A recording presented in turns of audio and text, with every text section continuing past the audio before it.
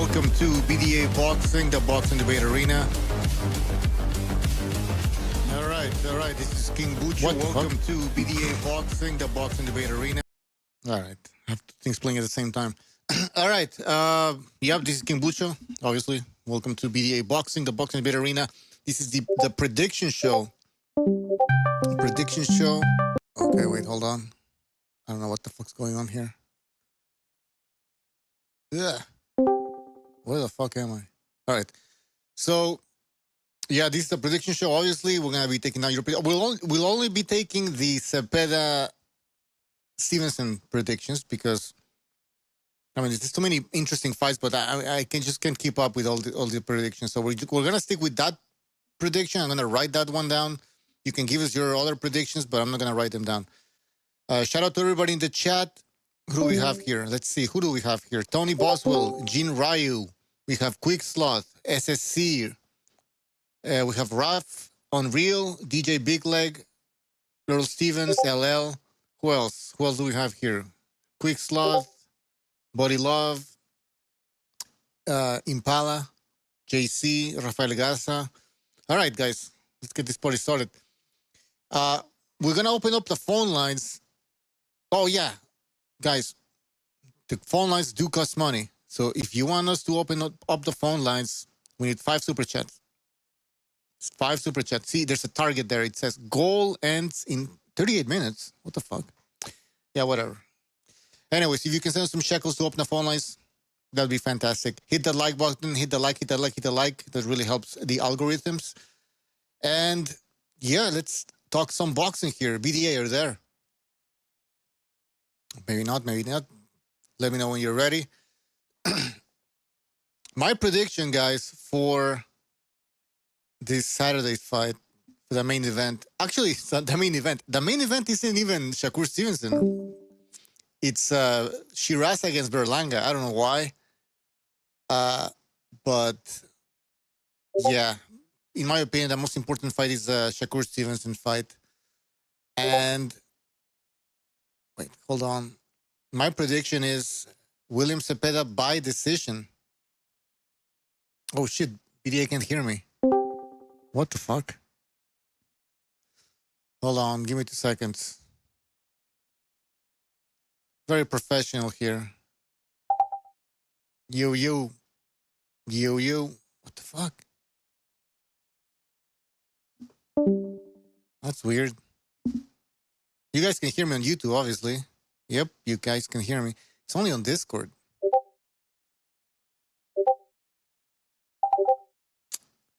Fuck.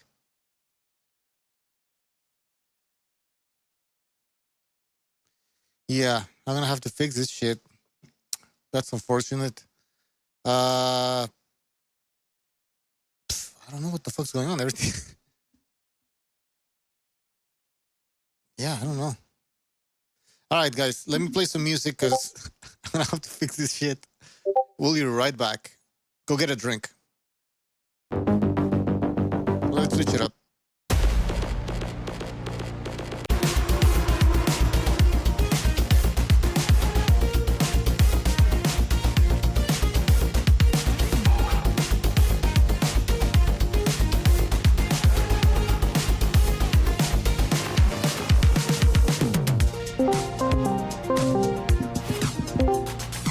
It should work now. Yo, can you hear me? Yeah, can you hear me? Yeah, what the fuck was that? Yeah, it's because there was a glitch. You have to call the people. I can't call them for you because you're the host here. I see. I don't have everybody though. Well, let me. No, you just send an invite. Don't call them. Just send them a link. I can't do that even. All right, hold on. I'll give you the link. Gonzalo has like 50 accounts. That's the thing.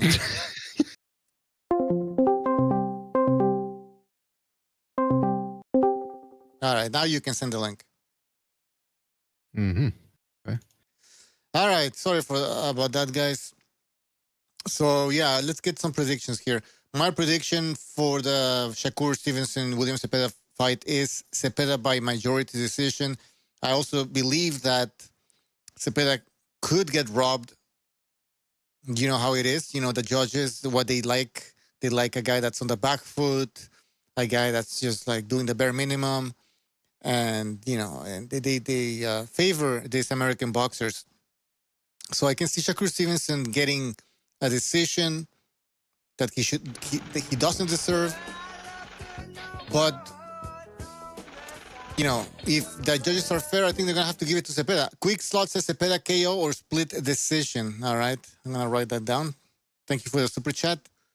So since he super chatted, he's gonna go on the BDA. No, not the BDA records. He's gonna go on the prediction list over here.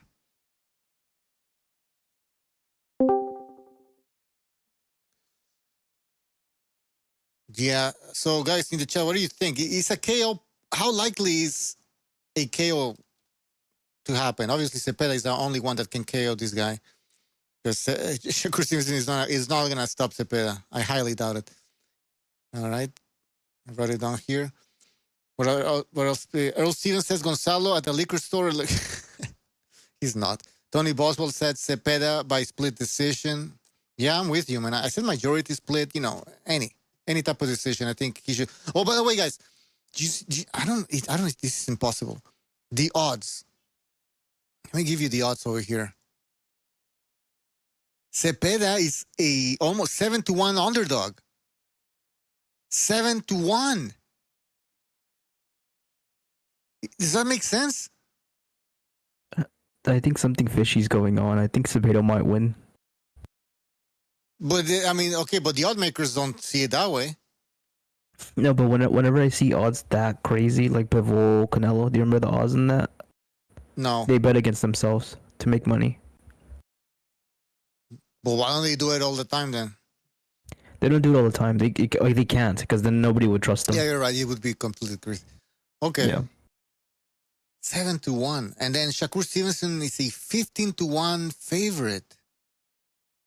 Yeah, that's why I'm gonna place any money on that. Honestly, I feel like Shakur should win this, but looking at the odds, I'm I don't know. Something fishy is going on. Yeah, there's something weird here. I'm trying to see if anybody in the chat is mentioning something about these betting odds that are very strange. Off the ropes, boxing and MMA says Scares also had 4 KOs and KO'd Munguia. I think it's only Suraz. What? Suraz had 4 knockouts and KO'd Munguia. Yeah. Think about that for a minute. Well, that was a lucky shot. If there's such a thing as a lucky shot, that's a lucky shot. Whatever Suraz fucking landed on Munguia. He couldn't recreate he couldn't even stun Munguia in the rematch. That guy, we won't see this guy again. Quentin says, I'm tempted to change my pick to what? What's your pick? What else? Tu Matador says, Bucho, saludos. El Robbie says, yo, what are the betting odds? Yeah, 7-1. Zepeda is a 7-1 underdog. 7-1. I don't get it. Mars Boxeo says, facts, Vessel. There's something fishy with the odds. They have Shakur at 2-1 for a knockout. Let me check that. Stevenson by decision, under 280. Stevenson by knockout, 3.5. Zepeda by decision, 9-1. Man, I might place a bet on this shit. Zepeda by stoppage, 5-1, 5.5. They know something, guys, though. Don't they, Vessel? Usually, they know something we don't. And they're not in the business of losing money.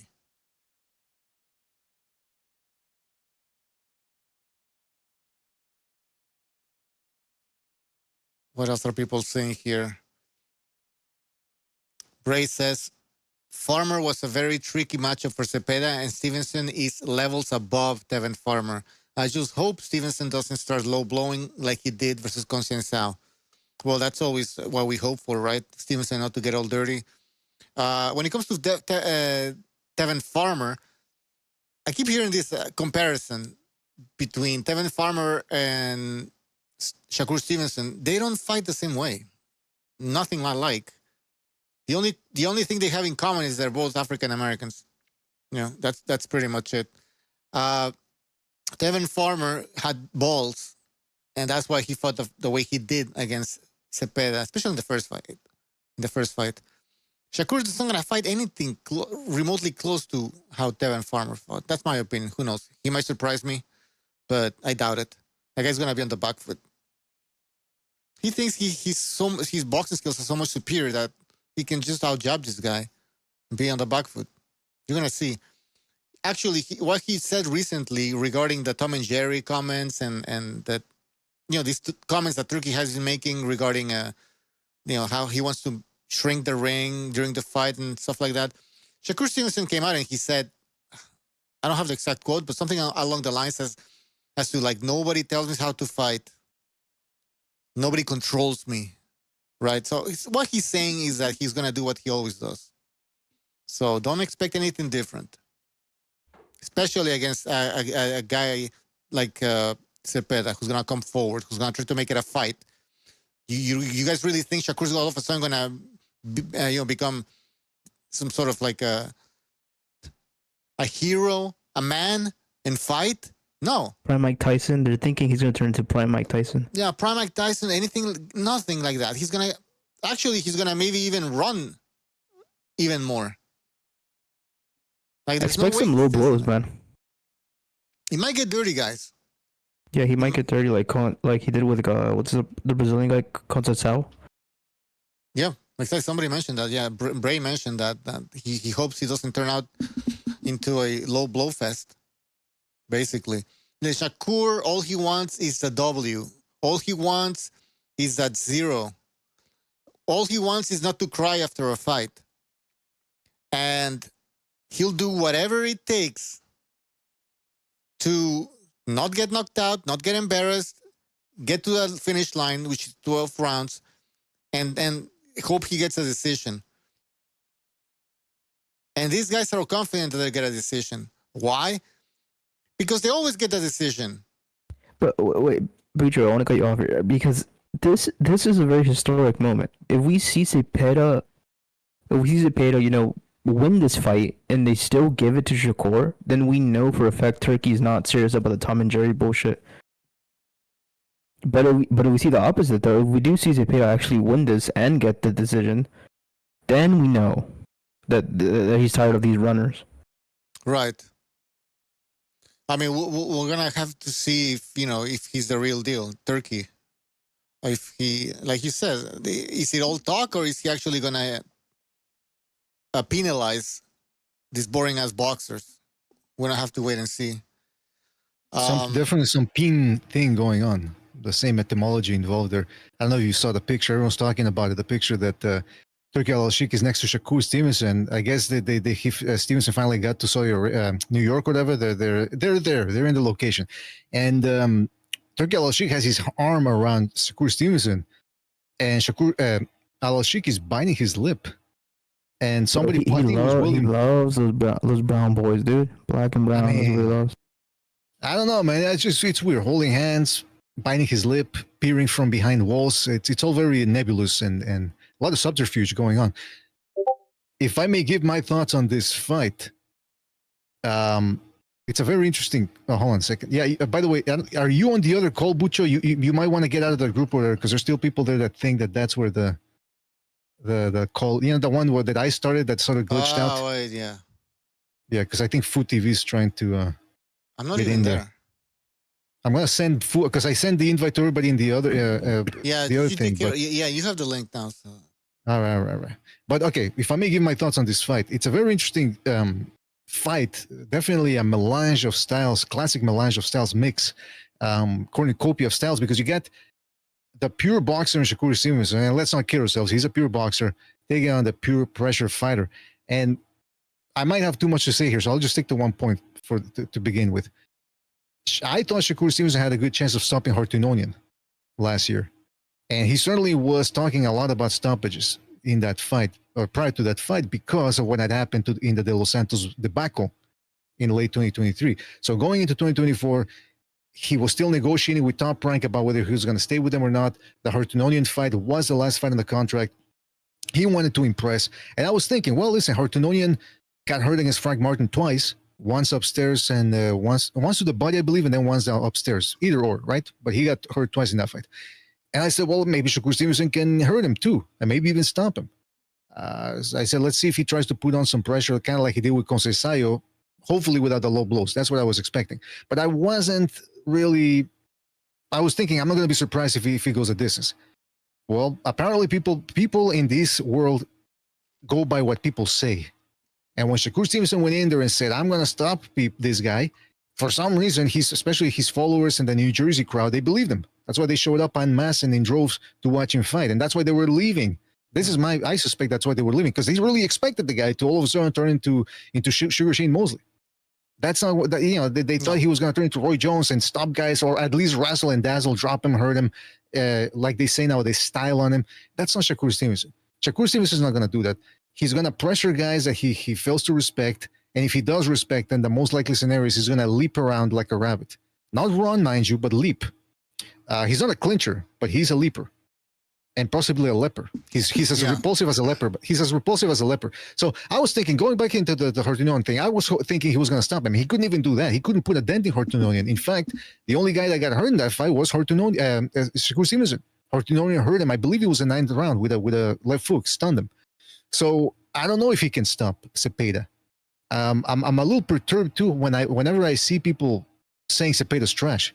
I see a lot of people saying Zepeda's trash, Zepeda's this, Zepeda's that. He's an amateur. And I'm thinking, well, how much credit are you going to give Shakur Stevenson then if the guy's trash? They're a little bit too quick in pulling. Yeah. Is this, if Shakur Stevenson wins this fight, is this his biggest win? Of course. Yeah, I think so, because of course, who else is on there? Mm-hmm. I mean, Valdez. I said it before. I said before the fight. I said before the Valdez fight. I said Valdez lost to Conceição. He struggled mightily against Marliaga and against James Cervania. So, how good? I mean, how good a win is that? He should already have at least a loss on his record. Zepeda, people are saying it. He's rudimentary. He only fights one way. It's not like he can start boxing if he wants to off the back foot. He can only do two things or a couple of things. He fights the way he fights, and all he can do is turn on the dial. There's no different channel dial on that in that style that he has, or in that boxing brain. All he has is a volume dial. All he can do is turn it up and crank it up. And one thing that does miff me a little bit is when people say, well, he looked like trash against Farmer. He looked like trash against... Some people even feel he lost the first Farmer fight, which I... Oh, shit. Hold on. Where y'all at? Yeah, that's the thing. I think we had like two things open at the same time. All right, I'll send you a link. People on YouTube, hold on, because I don't know why I was on two groups at the same time.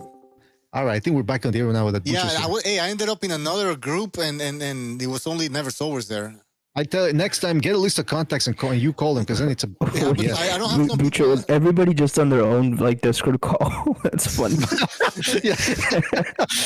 By the way, who the fuck is that on your... Is that Scheinbaum, the Mexican president? Who is that on your screen there?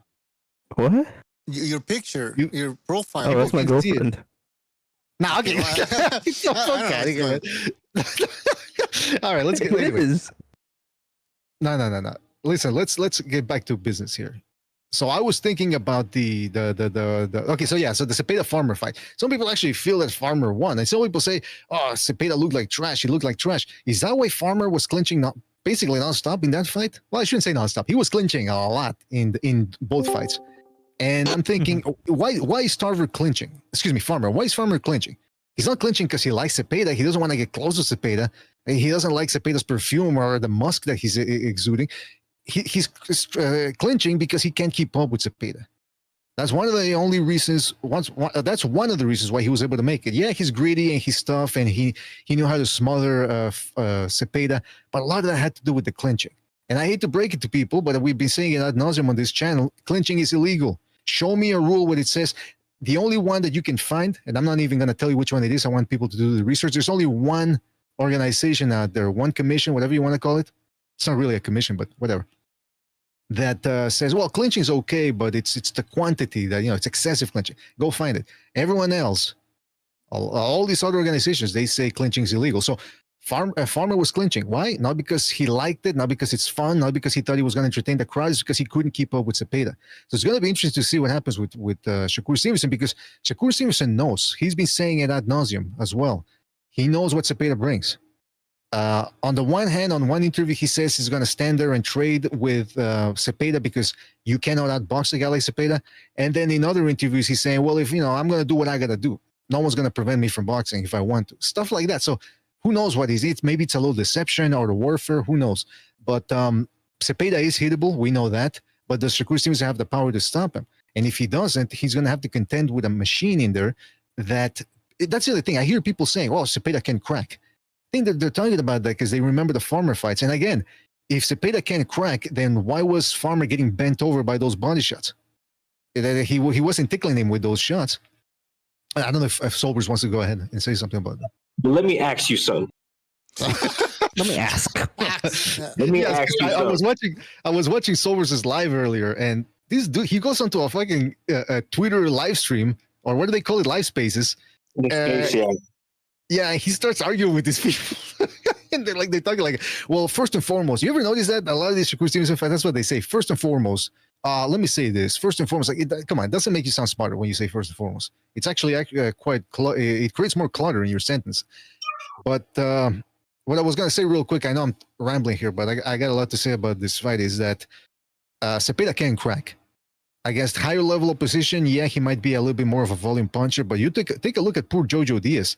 Look at how Jojo Diaz walked out of the Devin Haney fight, and looked at how he walked out of 12 rounds against Zepeda. The guy was bloodied up. He got hurt. I mean, he was probably hurt in the day after. It's volume. He'll beat you through volume. He'll crack you through volume.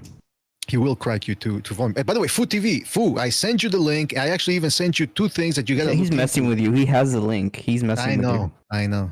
You know what it is? It's that gas station food that he eats.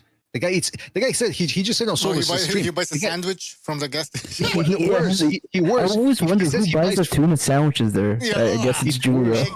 It's worse. Yeah. It's worse. He says he buys the fruit from the gas stations. He said he bought an apple. And then somebody, I think it was Vessel, asked him, "Did you hear?" Because he said, "Oh, it looked like Bob Arum. It was so wrinkly." I think Vessel said, "Did you hear it? Did it talk like Bob Arum?" And I'm thinking, you know what? Food TV probably was hearing voices after eating that fucking ripe, disgusting fruit. He was probably having your little apple screaming at you like an angry Jew. Yeah. Oh, come on. Well, I'm sorry. You're gonna get locked up, man. You're gonna get separated from your girlfriend. But no, she's Jewish, so I'm cool.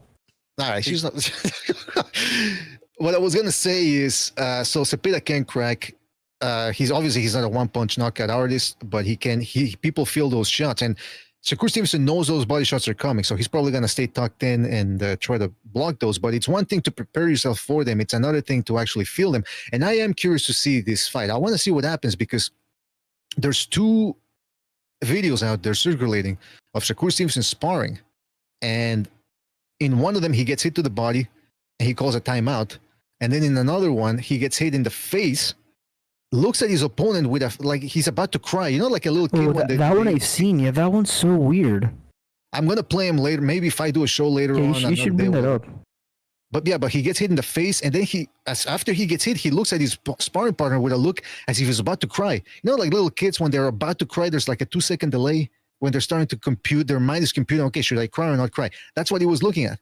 And he goes it's like when a little kid falls and it looks at you to see if you can cry or not. Exactly, yeah. Which, by the way, with me, no kids cry. I always tell my students, never cry. I'm one of those parents that's like, I'll give you a reason to cry. That's right. Okay, come on. But what was I going to say? So Shakur Stevenson is, I don't know about his mentality. He says he's prepared to go at it, blah, blah, blah. But then again, this is the same guy that he got hit one time against Nakatila, didn't like it, and decided to play it safe. That's what he said in his own words. He said, I didn't like it. So guess what? There's a guy that's going to be going in there throwing about almost 1,000 punches, and we'll see if he likes it. I don't know how he's going to react to all of this, and I don't know how close or wide the fight's going to be. A lot of people, like Bucci was saying, are expecting it to be a no contest for Shakur Stevenson. It's going to be a wipeout. Well, I guess we'll see. According to the odds, are we taking predictions already? Yes. Let's take Yo, a write me look. down then. Write me down. All right. Vessel. I'm gonna say draw. Okay. You should place a bet. You always... I did press it, but a controversial draw, by the way. I think Zepeda would win. Is probably gonna win this. Oh, yeah, I can And they're see gonna that. give it as a draw. I can see that. Who else? BDA, you want to give us your prediction? We'll do a prediction. Yeah, I'm going Sober. Sober's fair. I want to hear what he is. Sobers. I think that it's going to be Zepeda by split decision. All right. I can see that happening. But I did want to ask you something for reals. You what? I did want to ask you something for reals. Axe. Okay. Well, after BDA gives his prediction. I'm going with Shakur Stevenson close decision. I don't. It's going to be a competitive decision. I don't think it's going to be as easy as they're saying. And again, I wouldn't be surprised maybe if he stops Zepeda to the body, because Zepeda is very hittable. Oh, come on. I'm just telling you, I doubt it though. I doubt it. Now, can I say? Well, after Sober says, Shakur stopping. Okay. Yeah, I don't know. By the way, I think Shakur Stevenson is looking a little drawn out too. He's a big dude for lightweight, so we'll see how he ends up looking if this fight goes into the lighter rounds. But I want to say something about the punch test later on. But okay, what do you guys think about the odds? 7-1. Cepeda's a 7-1 underdog. 7. Like, they don't see this guy winning. The odd makers. If I can find somewhere to make a bet, I will, because, you know, I mean, it's just a lot of hype around Stevenson. You know, they're saying, like BDA was saying, I was talking to these dudes on Twitter Spaces. There's one guy there saying that he's better than Floyd Mayweather. So the hype behind him is pretty big.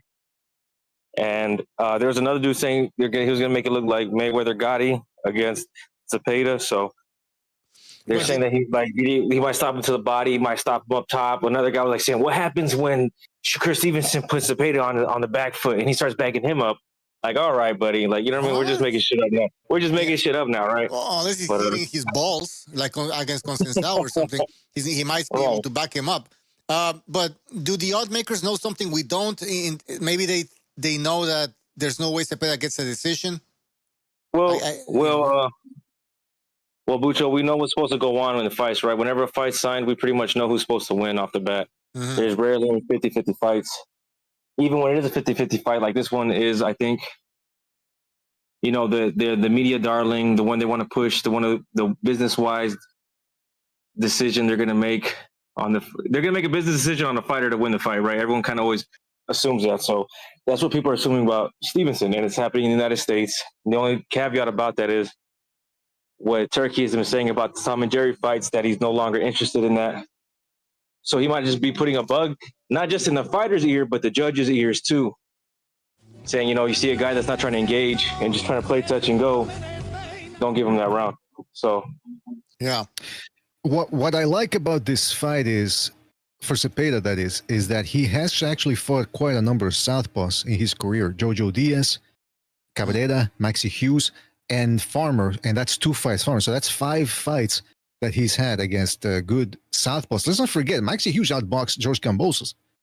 And Zepeda went in there and stopped Maxi Hughes. Now, he didn't do it in one round like Schofield did to Farmer, which has everybody in a frenzy.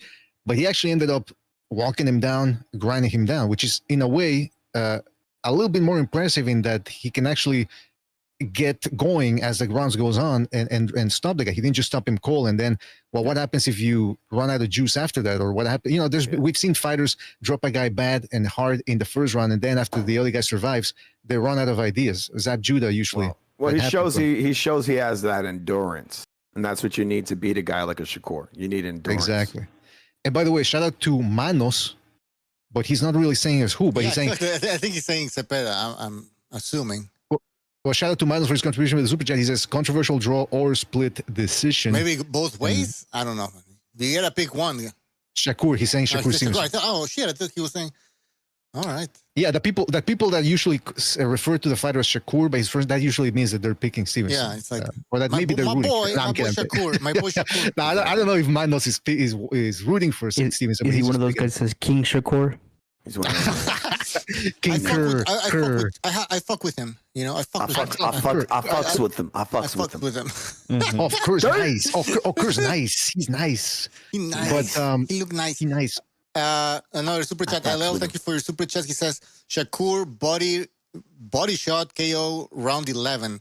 Kerr is on the client list. Client list. Wait, what? I don't know what. On Chucky's list. Client list. On the Epstein list? Yeah, And I remember there's no list. There's no list, and no charges will be forthcoming anymore. It's over. Are you still asking about that list? Come on. Yeah, it's over. It was not. You wish there's no list because you're on there, bro. I know it. I'm not. Listen, I'm not. I wish I was. I'm not high class enough to be around those people. The records were wiped. Did they officially come out and say that, BDA? There was no list? Of course. They said no charges will be filed anymore. No more charges incoming. That's it. It's over. Nothing to see here. The guy killed himself. Exactly. That's it. It's over. Hey, stop asking questions. Why are you always asking questions? Exactly. But my bad.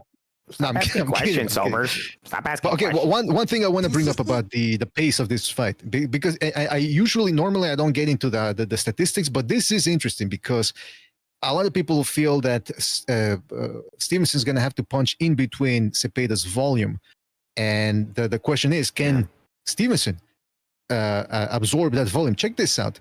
Stevenson, when he fought Valdez and Conceição, albeit at 130 pounds, he threw about 520 to 530 shots, I believe, 500. So that's a reasonable number for a lightweight, especially since he's not a volume puncher. He's more of a sniper.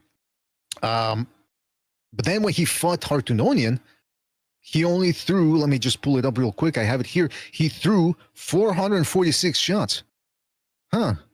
Why didn't he throw as many? Hartunonian was right there in front of him for the most part. Why didn't he throw more shots? Maybe it's because some of what was coming back at him. Now, let's take a look at Zepeda against Farmer, and there's something significant here in between the two fights. Actually, first, Zepeda against Jojo Diaz, he threw 1,536 shots.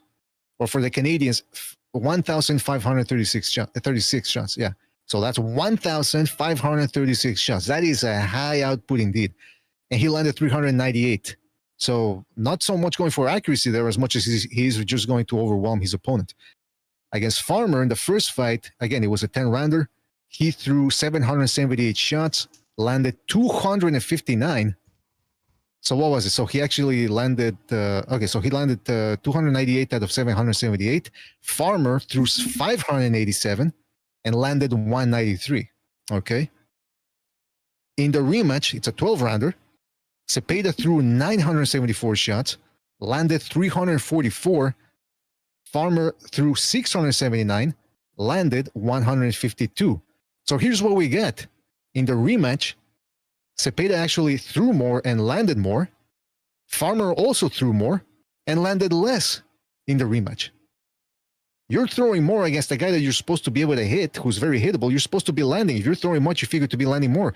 He didn't land as many more than in the first fight because Zepeda just fucking flooded him with offense. So that's the type of stuff he brings. And people say, Zepeda looked bad. Again, Farmer was clinching a lot in that fight because he couldn't keep up with Zepeda.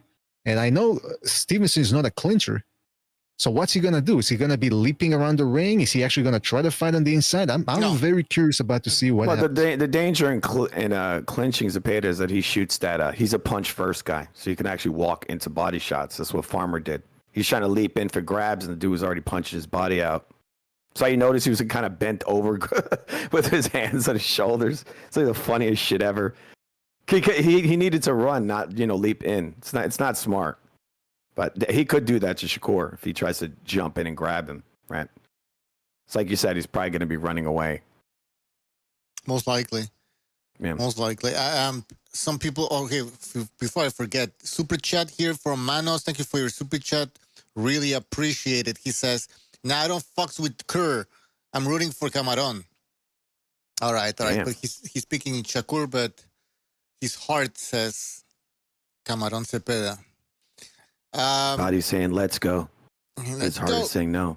Let's go. Saying no. Let's go, champ. Full Sports Live. Damn, Guys, what about this comparison? A lot of people are saying, "Oh, Shakur's gonna win because then Farmer gave Zepeda some problems." I'm like, they don't even fight the same way. What do you guys think? A comparison. I think in some ways, I think Farmer's actually better than Shakur. He's got better lateral movement. He punches hard. He's got better hands. He's got more willing to fight. So he's kind of a threat when you're coming forward. Shakur really is. He's kind of slow, robotic kind of guy. He really got to get you in a certain condition where you're broken down, like from just swinging at him and gassing out, and then he'll start, picking it up. In some ways, he kind of walks you down like he has like a shield up. But with Zepeda, people don't see it, but the guy throws bunches of punches and he finds openings. And so what I think is while Shakur is cowering, Zepeda will find the cracks in that shield, And that's all you need. Once you start finding that crack, you just keep chopping away at it, and then everything else opens up from there. So don't be too shocked if, who knows, this fight is really going to show what Shakur's made of. This is make or break, this fight for his career. So look, if Zepeda loses this, it won't break his career. It won't. This means everything. And also, look, even if Shakur loses this, right, he has to fight a good fight, right? If he looks like shit and he wins, he's losing. This is a lose-lose for this guy. It really is. Unless, he actually comes fight. Even if Shakur loses, right, but he fights like in an honorable way, then people will actually respect him more going off of this. So, like I said, it's his moment. It really is. It's his big moment. This is a big moment for Shakur's career. This is a make it or break, really. If he comes in there and fights like a coward, all right, win or lose, he's fucked. His career's done. Do you guys have the quote? Or did you see what he said about? He said it today, I think. That nobody's gonna tell him how to fight, basically. Yeah, I saw that. Yeah. Well, he just repeated what Crawford said, or what? Shakur said that. What did he say? What did Shakur say? He said it doesn't matter what Turkey says. He's gonna fight. A win is a win in his mind. That's it. He's just gonna fight however he wants. That's the way. Oh, there you go. So how do you interpret that? You know what I mean? I mean, I think I know. That means that he's not gonna please the fans. Whatever gets the win, he's doing it. A win is a win in his book.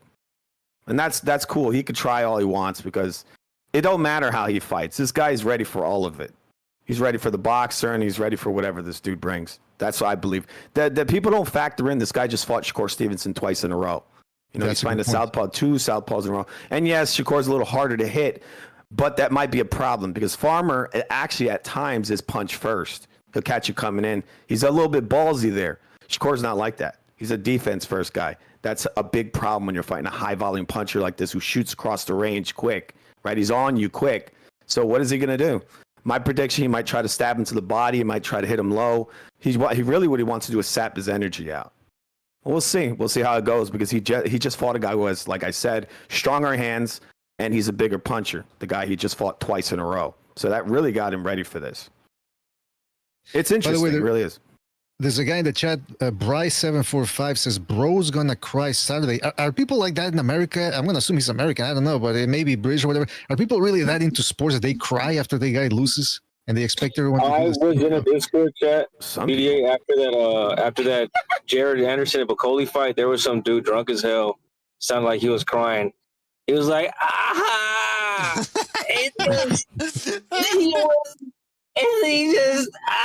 It was crazy. I was loving that shit. I was drinking that full tears. No, I saw there was a boxing channel. I think it was this guy J Money, I think his name is. And he was going on and on and on. He was doing these like 10-hour streams. He's like, I fucks with Morrell, that's my man. Morrell, you can't beat Morrell. Yeah, I got Morrell. And then after the fight happens, they're like, oh, well, after the Benavidez fight, they're all like, oh, yeah, whatever. Who gives a shit? I don't give a fuck. I don't give a shit. I guess they weren't really that into Morrell then. I guess. You still on there? You still on that shit? He was like, he dropped him. Benavidez is down. Crazy. Yeah, he's like, no, crazy. It's like Donald Trump when they ask him about the Epstein list. Like, yeah, you still asking me about that? Hey, you tripping, fool? You guys are Didn't you see the video? The video got released. But I was gonna say, that's a Fu brings up the point about the preparation that Zepeda has had against Southpaws, and I'll just say this too. I mean, Cabrera made Isaac Cruz look very bad in their fight, and he ate Cruz's punches like they were nothing, like they were peanuts. And Cruz can actually crack at lightweight, so it's interesting. And yeah, he's a little bit overrated as a puncher, but he was eating some flush shots from Cabrera was from Cruz, and just walking through them. Zepeda goes in there and stopped him with a body shot. Now, Cabrera did hit Zepeda early with a couple of uppercuts, but that's because Cabrera's a very long, wiry. He whips his shots on the move. Shakur Stevenson doesn't really do that. Shakur Stevenson either punches or defends. And then after the defense, sometimes he'll throw in a quick little shot, and that tends to freeze a lot of guys because of the speed. I don't know if that's going to work with Zepeda. I guess Zepeda, he's really going to listen. If Shakur Stevenson wants to really assure victory, the first key to victory is, work that body. Now, the problem with Stevenson is if he works that body, he's going to be hitting elbows and all that. He's liable to hurt his already fragile hands. So it's a catch-22, but he's got no choice. Zepeda, he's got no choice either but to walk into the mouth of the kitten, as it were, and that kitten can still scratch. So you never know. He could still. You never know. That stab to the body is the biggest thing he got. Zepeda got to watch out for that left straight to the body. That's his biggest thing, because that will sap him if he doesn't watch out. He got to cut that range intelligently when he shoots across. Once he gets to that mid-range, you really got to get across quick. He got to get on him really, really quick. And also, I said in my breakdown, Zepeda needs to throw feints to get him thinking even more. So once he steps into the mid-range, feint, and then leap in, get in on him. Immediately get on him, and that's when you get to work. I'm pretty sure he's been working on this in camp, because he was doing it to Farmer. You see, he's shooting across the range. He's not feinting, but he's shooting in his jab. So that gets Shakur going, oh, shit. And before he knows it, the guy's already on him. So Shakur got to either, as they say, shit or get off the pot. That's what he got to think. He's going to be thinking that the whole time. Zepeda has actually made improvement. I mean, he improved in the Farmer rematch because he wasn't overextending himself anymore or as often when he was jabbing to the body. That's what got him caught against Farmer in the first fight. He went for a jab to the body and then just stepped back way too long. His legs were too spread apart. So that was a long time for him to return back to his position. And that's when Farmer hit him with the left hand. In the rematch, he was trying to stay as close to Farmer as possible for as long as possible. So that also helped. So he can make some improvements. We'll see what happens. The other thing I wanted to mention is when I was talking about Shakur Stevenson's mentality, we don't know what type of mentality he brings because, like I said, there's 2 clips out there of him stopping the sparring for whatever reason. Again, there's no. You don't see 2 more minutes after on those hands. Well, maybe that's what it is. I don't know, but I mean that's what I like to. We can only speculate, right? Then when he was fighting Hartunonian, like I said, he kept saying before the fight, I'm going to stop him. I'm going to stop him. Then during the fight, he said, I can feel it. I'm going to stop him. I'm going to stop him. He never came close to stopping him. So what he sees is not what's really going on in reality. It's not what's transpiring in the objective world. So I don't really know when he starts talking about, I'm going to put on the performance of my life. I don't know. We can't trust him anymore because he says, and then he has excuses after the Los Santos fight. He admitted after the Nakatila fight that he got hit with a big punch and didn't like it and decided to sting the joint out. This is a guy that we don't know how he's going to react. We know, he's a heck of a technician in there, but this is boxing. It's not just about the technique. It's about, well, what else do you bring to the table? And one last thing I wanted to bring up. So he got hurt in the 9th round, like I said. And then if you watch the 10th round near the end, Hartunonian hits him with a left uppercut that snaps his head back, and then in the last 6 seconds, go to the 6-second mark, he's trying to walk Hartunonian down. Hartunonian hits him with a right hook to the plexus that stops Shakur Stevenson in his tracks. He actually recoils a little bit if you watch it in slow motion, and then he just stares at Hartunonian and shakes his head like, nah. Like, I think that punch got to him, and we know that a Valdez punch got to him because there's a Twitter video circulating of him admitting that Valdez hurt him to the body. And then one last thing, Shakur Stevenson arguing with his grandfather in the Hartunonian fight. I'm going to stop him. He's not even listening to his grandfather, or it seems like he's not listening to him. He keeps going on and on. I'm going to stop him. Oh, and then here's another thing that's incongruent with reality. He told Hartunonian, oh, you ran. Like, you put your track shoes on today. And it's like, what? Like, he really thinks Hartunonian just went in there to survive in that fight? Like, he wasn't running. He was standing in front of Shakur Stevenson. So what this guy has going on in his mind is not what's going on in reality. So that type of disconnect with reality, I don't know, maybe one day it's going to hurt him. Could be Saturday. You never know. And I see Hartunonian, he was throwing that body shots. He's doing some things well, but one of his big mistakes is, well, first, he's slow. And second, he's doing the same thing that the other guys did, like De Los Santos, where they get in the mid-range and just stand right in front of this guy. That's not what this guy's going to do to him. Man, I can't remember. My brain is messed up. Zepeda's not going to do that. He's going to get on top of him. You see it. He's doing the same thing, Hartunonian. He's just trying to... You don't box with this guy. You get on him. You don't let him push you back. Know what? I'm very interested in this fight, and it's not even because I think Shakur Stevenson is that good. Because we've said it before on this channel. He's not what people made him out to be. He's good, but when people start comparing him to Floyd Mayweather, I go, listen, come on, you're overreaching here. So the reason why I'm interested in this fight is because again, Shakur Stevenson is not that good, and Zepeda might just be good enough to give a guy that slick or elusive a very, very tough fight indeed. So. We'll see what happens. You saw Hartononian was also circling him on the left at times, which is something most of these guys never do. I never really see it. You see, they always square up with him, which is just giving him exactly what he wants, and they come straight in. Yeah, I mean, he had some success in there against Shakur, but it's just they all do the same thing. They all get in the mid-range and box him. Like, what the fuck are you doing? You don't do that versus a guy like this. You know, He is very similar to Floyd in a lot of ways. He's defense first. He finds the time to kind of like tag you with singular punches, and he kind of outpoints you in that way. He's very dirty too. I assume he hits guys in the break, stabs them to the dick, low blows and all that. He plays, he gamified boxing. He's another guy like that. But you can beat a guy like that because once you get a guy like that out of water, when you kind of actually bring the fight and you start touching him up in certain areas, then he starts to break down psychologically. And I think that might actually happen to him on Saturday. And it wouldn't shock me if Zepeda actually made this guy quit. It would not shock me at all. He's the kind of fighter that could do that. For Shakur Stevenson, by the way, I think Hartononian, Frank Martin did say that Hartononian hit hard. He felt those shots. And I think they hurt because he didn't see them coming. Hartononian has a good way of throwing a fastball and then throwing a slow ball and then switching it to a fastball. So maybe there's that deception there. But although Zepeda is not a one-punch hitter quitter, he doesn't have that explosiveness that Tank Davis has. He is heavy-handed. But it's just the activity. It's just so much activity that it's really he may not even be letting his hands go. He's gonna have him frozen.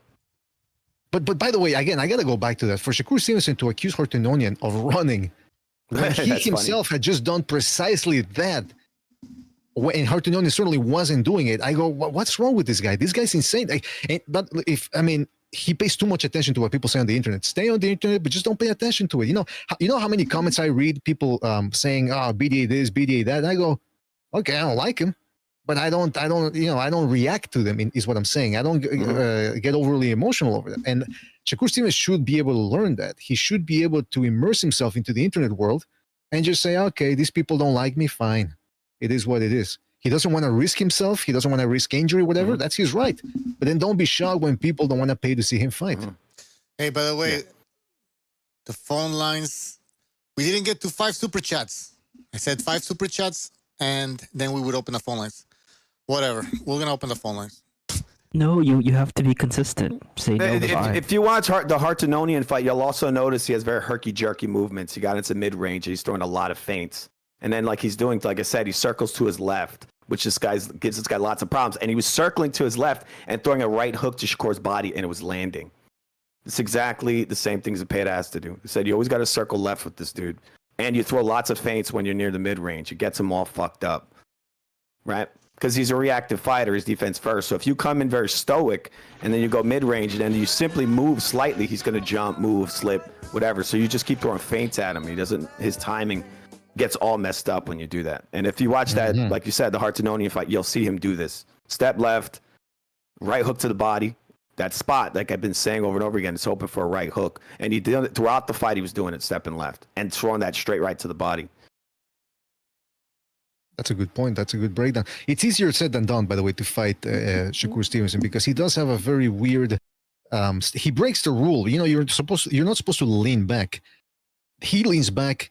But he's actually quite successful at dipping back down and then rolling with the shot. So that's his main mode of defense. Lean back, and if they keep hitting, he'll dip to his left. And then if they keep hitting, he'll start rolling with the shots. But there's a caveat to that. And again, it's easier said than done, but it's there. Yeah. He's going to go to his left if you throw more than 2 punches. Most of the time, he'll dip to his left. So what do? Wait for him to get back up. And then, you tire him out that way. Kind of like Mikey Garcia did to Adrian Broner. But a lot of these guys, they get shocked by the hand speed. And they just fall into that sort of trance. All right. We got a super chat from Rafael Garza. He says, I am the man Mexico needs as president. All right. Thank you, Rafael Garza. We got to 5 super chats. And then we have Los Madrazos with a big super chat. Where is shit? $50. Really appreciate that, Don Madrazos. And he says, stop crying, Bucho. I'm not crying. That's right. Hey, by the way, shout out to Don Madrazos, man. Really appreciate just a little bit. But yeah, that's $50, man. Thank you, Don Madrazos. Really appreciate it, man. How much gas station food are you gonna buy with that, Bucho? I'm gonna buy the egg sandwich, the tuna sandwich, and every other sandwich that they have. Delicious. The psychedelic bananas too. It's got a little grease in it, just a little bit of grease. Yeah. Hey, by the way, FK, aka Official Scorecard Boxing, also donated via the Buy Me a Coffee app. Oh, I'm gonna check it out. I'm gonna check it out. And by the way, I was trying to confer with Official Scorecard Boxing. I didn't even know, Bucho. I thought we'd actually posted all the vids that he'd sent, but he said that there were more. So I have to check the logs of my conversations with him, because I was under the impression that we'd actually posted everything. So I would invite people to go check out the secondary channel, BDA Clips, and there's a breakdown there, a couple of breakdowns from Official Scorecard Boxing of Shakur Stevenson's style, and I talked to Official, and I think he said that, look, listen, that precisely what you got to do against Shakur Stevenson is what Zepeda brings to the table. That voluminous approach might not work, but in theory, it's what you got to bring to the table. Mm-hmm. And Bucho, you let me know when you got that message ready. No, Hearts of Union, he really is going to do, I think, a lot of what Zepeda is going to do a lot of what he did, but he's going to do it from a southpaw stance, which is even better, but with lots more activity. I mean, that guy actually really does show how to beat Shakur, but the disadvantage, one of the disadvantages for him, is that he wasn't aggressive enough, and he wasn't throwing enough. He wasn't throwing enough activity. This really was not enough, and he's not on the guy enough. He's fighting from the mid range too much. Yeah, I mean, Hartnoni is more of a boxer puncher. Yeah, whereas Zepeda is all just come forward volume. So, yes. But that's the only thing about Zepeda is, sometimes his main line of defense is he just stands there and doesn't even have a dynamic guard. So that's the one thing that does worry about Zepeda against the quick fists of Shakur Stevenson. Because Shakur Stevenson can't crack, but you snap a guy's head back enough times, you could wear him down. That's all I'm saying. Yes. Shout out to Steph K, Official Scorecard Boxing, for his contribution to the Buy Me a Coffee app. Shout out to Steph K. Says, the morning episode on Canelo and Crawford had Mr. BDA's folder with gay soundbites steaming and fuming. That's probably why his streams are often buffering. Now, the Crawford, I don't know if people saw, but I was covering that on the morning show. Crawford and Jamel, Big Baby Miller, rather, wrestling. And then Crawford wrestling with Nico Ali Walsh. And that's two guys within 1 week. I'm thinking, look, I know people, this is the excuse I always hear about why Crawford loves to put his hands around other men. Oh, because he's a wrestler. That's what wrestlers do. I don't know. Listen, I follow, again, I'm a casual when it comes to the UFC now. I don't see these guys just wrestling with each other in the parking lot, in the dressing room, in the public bathroom, in the stalls. I don't see that. But that wrestling is actually like, it's an excuse. It's like Michael Jackson. He just loves kids. That's Crawford's exactly. Excuse. He's a wrestler. What it sounds like to me. That's what it sounds like. No, he's just grabbing asses all over the place. he's rubbing himself up against people. Crawford, what are you doing? Shay. He's a wrestler. See, you don't. No. You don't understand. That's what wrestlers do. They just wrestle up against each other in public settings. He grabbed my ass.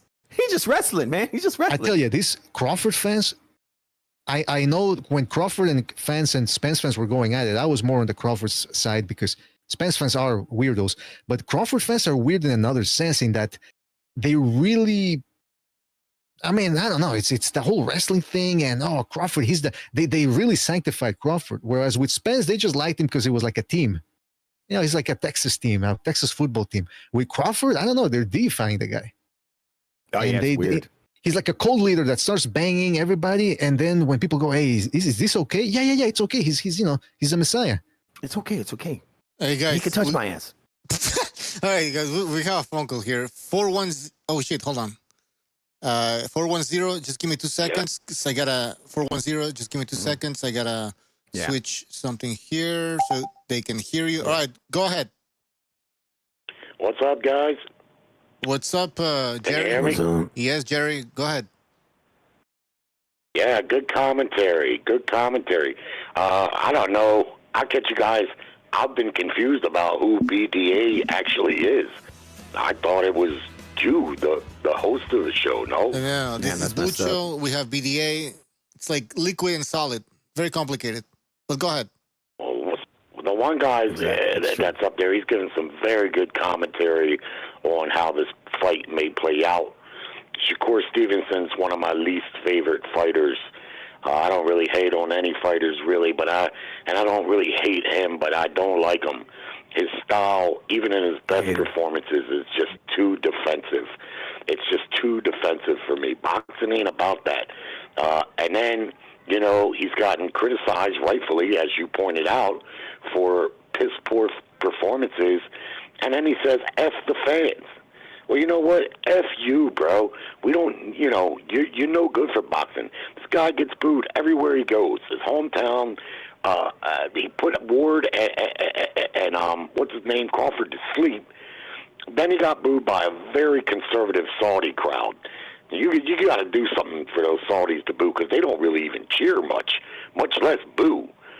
The guy, and what's frustrating the most about him is I've seen in places where he can be sensational, but it's too little and too few and too far. And he's in deep in this fight because, first off, his deal, what I understand, was a 2-fight deal with Eddie Hearn, and that tells me something right there.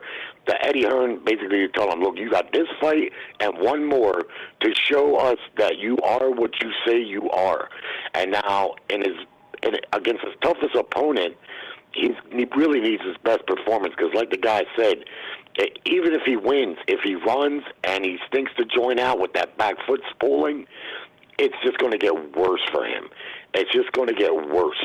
And what I expect in this fight, it depends. If he shows up and he fights like a fighter should and box like a fighter should, in the pocket, in range to land his punches, he can maybe piece Zepeda up, because Zepeda is a little bit one-dimensional, and he can punch some, but I don't think he's got that one-punch power. Maybe if the right punch lands.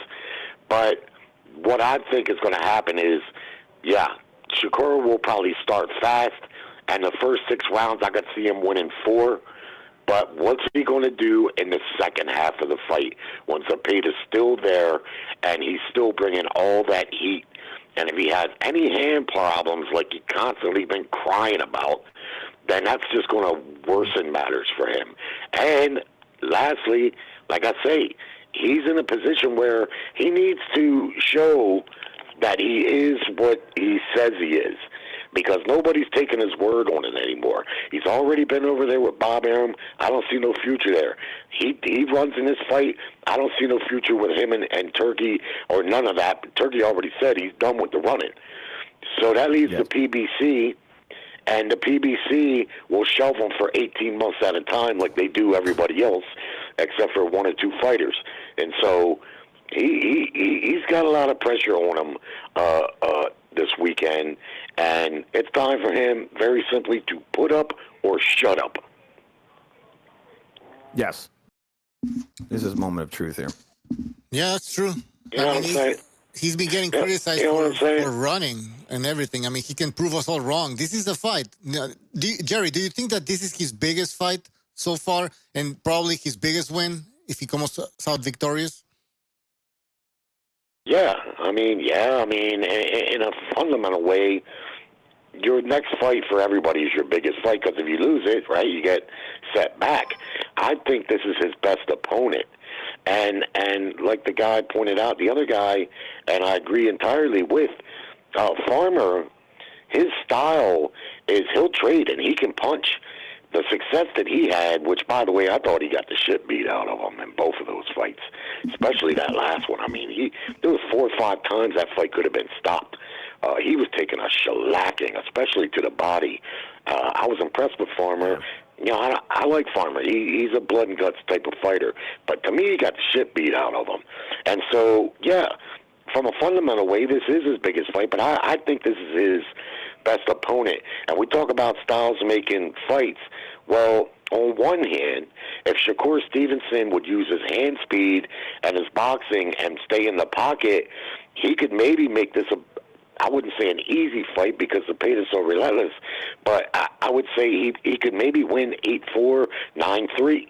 But what we see from him is that's not his instinct. If you ask me, he's a product of his generation. He wants the biggest money for the littlest output.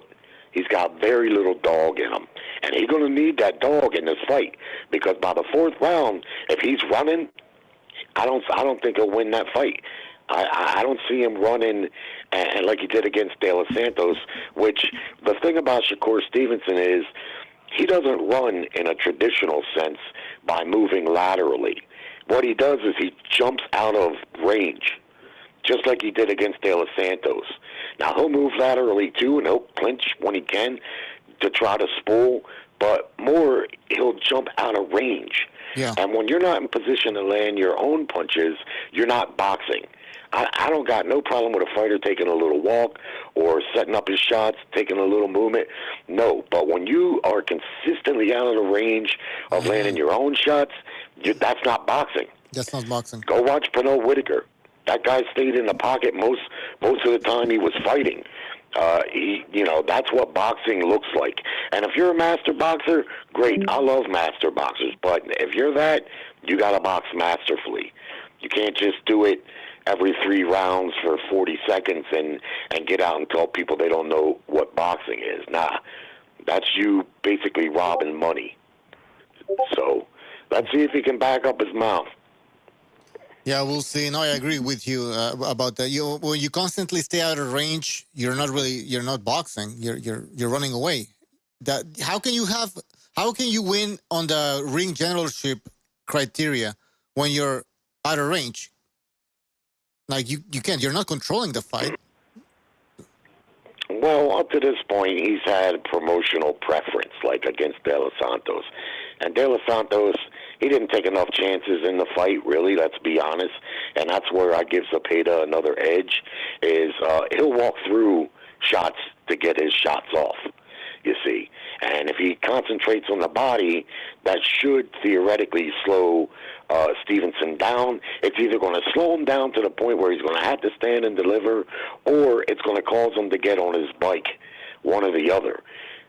One of the guys there said it's a lose-lose situation for him, and in a sense, judging by the way he's been fighting, it is a lose-lose, because like I said, if he wins but he runs, that he's already fallen out of favor with most non-biased boxing fans. Now, you got some people that are just going to rock with him just because. But if you're just a unbiased boxing fan, there's no way you can applaud this guy. I know what real boxing looks like. I've been a boxing fan for 46 years, so I know what it looks like. And I love me a good boxer, but like I say, if you're a master boxer, you got to box masterfully. You can't just do it once in a while and then get out and tell people they don't know what they're looking at. Nah, that's bull crap.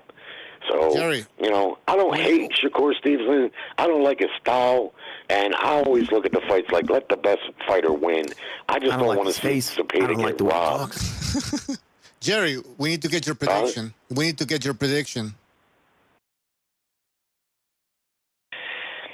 to pick Zepeda by decision. Because, and I could easily be wrong. I've been wrong plenty of times before, but what I think is going to happen, I think he's going to run. I just do. If he does it and he does what he says he can do, hey, kudos to him. He could make up a lot of ground in this one fight from a PR perspective if he does stand and deliver and he does box the way he says he can. He can get people to stop talking about how poor he's looked in his last 3 or 4 fights. He can make up a lot of ground in this one fight. And he can maybe ensure himself further paydays over there, because I really don't know what's out there for him. I'm sure he'll land somewhere, but a lot of pressure on him against a relentless opponent. I'm going to pick Zepeda by decision. All right. Having said that, Jerry, thank you very much for your call. Really appreciate it. Call back again next time. All right. Good call. Thanks, guys. Good call. Hold on. Let me just make sure I don't hang up on everything here. We got another phone call, 931. Hold on. 931. You're on the air. 931. What's up? What's up? What's Who up, is Bush? this? Have you called before?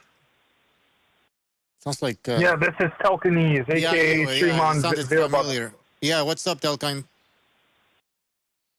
Yeah, man. I had to call because I couldn't get through on a link. But, man, I have Shakur Stevenson out slicking, out punching William Zepeda. I think he's going to stop William Zepeda by body shot rounds 9 or 10. At worst case scenario, it's going to be a unanimous decision for Shakur. His keys to victory is using that wonderful footwork of his, sticking and moving, using the slick style. I don't care if Turkey Al-Sheikh has a ring that gets smaller in between the rounds. I think Shakur's just going to run even faster and use that pace, use that jab, use that body work. So when is he going to stop? Okay, so he's going to be on the back foot and at the same time he's going to stop Zepeda. Is he going to engage or he's going to be on the back foot? Which one? He's going to run even faster. It's going to be a mixture of both. Okay. It's going to be a mixture of both. He's going to lull him in, and then he's going to crack him. So I guess you agree with the odd makers. They have Zepeda as a 7-1 underdog, and Shakur Stevens as a 15-1 favorite. So I guess, in your opinion, that makes complete sense.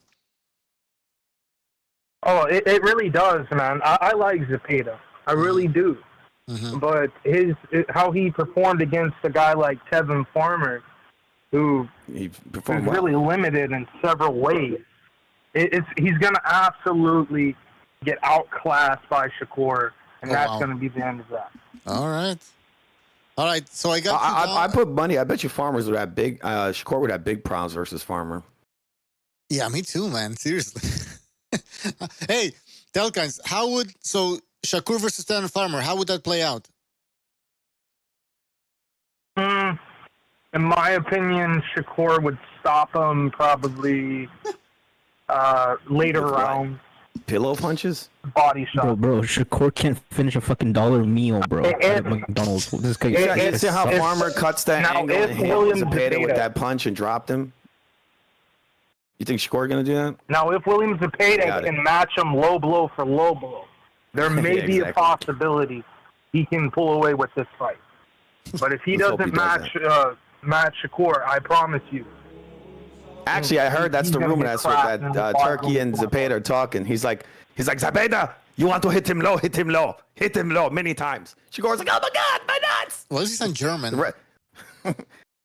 And the ref's like, keep going on. Imagine that. It's a double cross. It's a fucking double cross. Could be. It's a clean. No. It's like blood sport. Clean shot. No. Clean shot.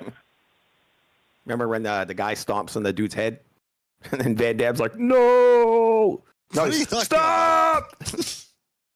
And Zepeda stomps Shakur's head. And then he's like, like the Asian dude. He's all like, hey, whatever. You got to watch Bloodsport. You know what I mean? Oh, yeah. You know Bloodsport. Yeah. Who's never seen Bloodsport? Come on. I have, man. My dad made me watch it like 4 times as a kid. That's a good dad, man. That's a what good was dad. the quote? Okay. Yeah, he was a cool dad. What was the Anyways. He's teaching you to be a real man. He's like, you got to watch Van Damme. Was it OK USA? What was it?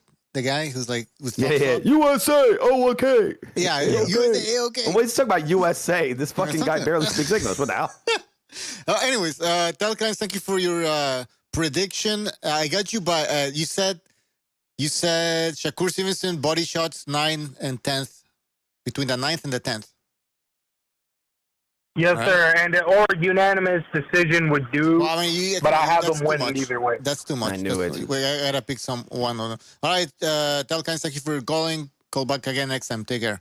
Take care, bro. Unanimous decision. All right, Godspeed, bro. All right, guys, don't forget to call in. Phone lines, the phone numbers on your screen. We got a super chat from Rappa Strong and Company. Really appreciate your super chat. He says William needs to channel his inner Salido. Zepeda for the win is my prediction. Twitterson will run again and will low blow. Am I missing something here? Hold on. Low blows. It's legal now. Yocasta Valle can low blow me. Who the fuck's that? It's a boxer. I looked it up and I agree. Rap backs, you have good taste, brother. I gotta look that up. We'll look that up right now. You really gotta do that, guys, so you know what the fuck he's talking about. But yeah, do you guys think William Cepeda has to be that dirty, like Salido, to win the fight? I don't think so. He won't But it get would be away good with if it. he did. He won't get away It would be good with if he it. did. I mean, Shakur deserves all of that. Let's hope Zepeda comes in there first punch of the fight is an atomic low blow. I'll give it to him. He gets that. He gets the low blow pass. All right. He really does. Sorry, guys. I'm trying to show you a picture here that Vessel sent me of what's her name? Yukasta Valle. Oh, who's that? It's a boxer, I assume. Yeah, she's a boxer. Yeah, I guess. I don't know. Too masculine. Yeah, I like it. Too masculine. Guys, don't forget to call in and really appreciate hit the like button. Hit the like.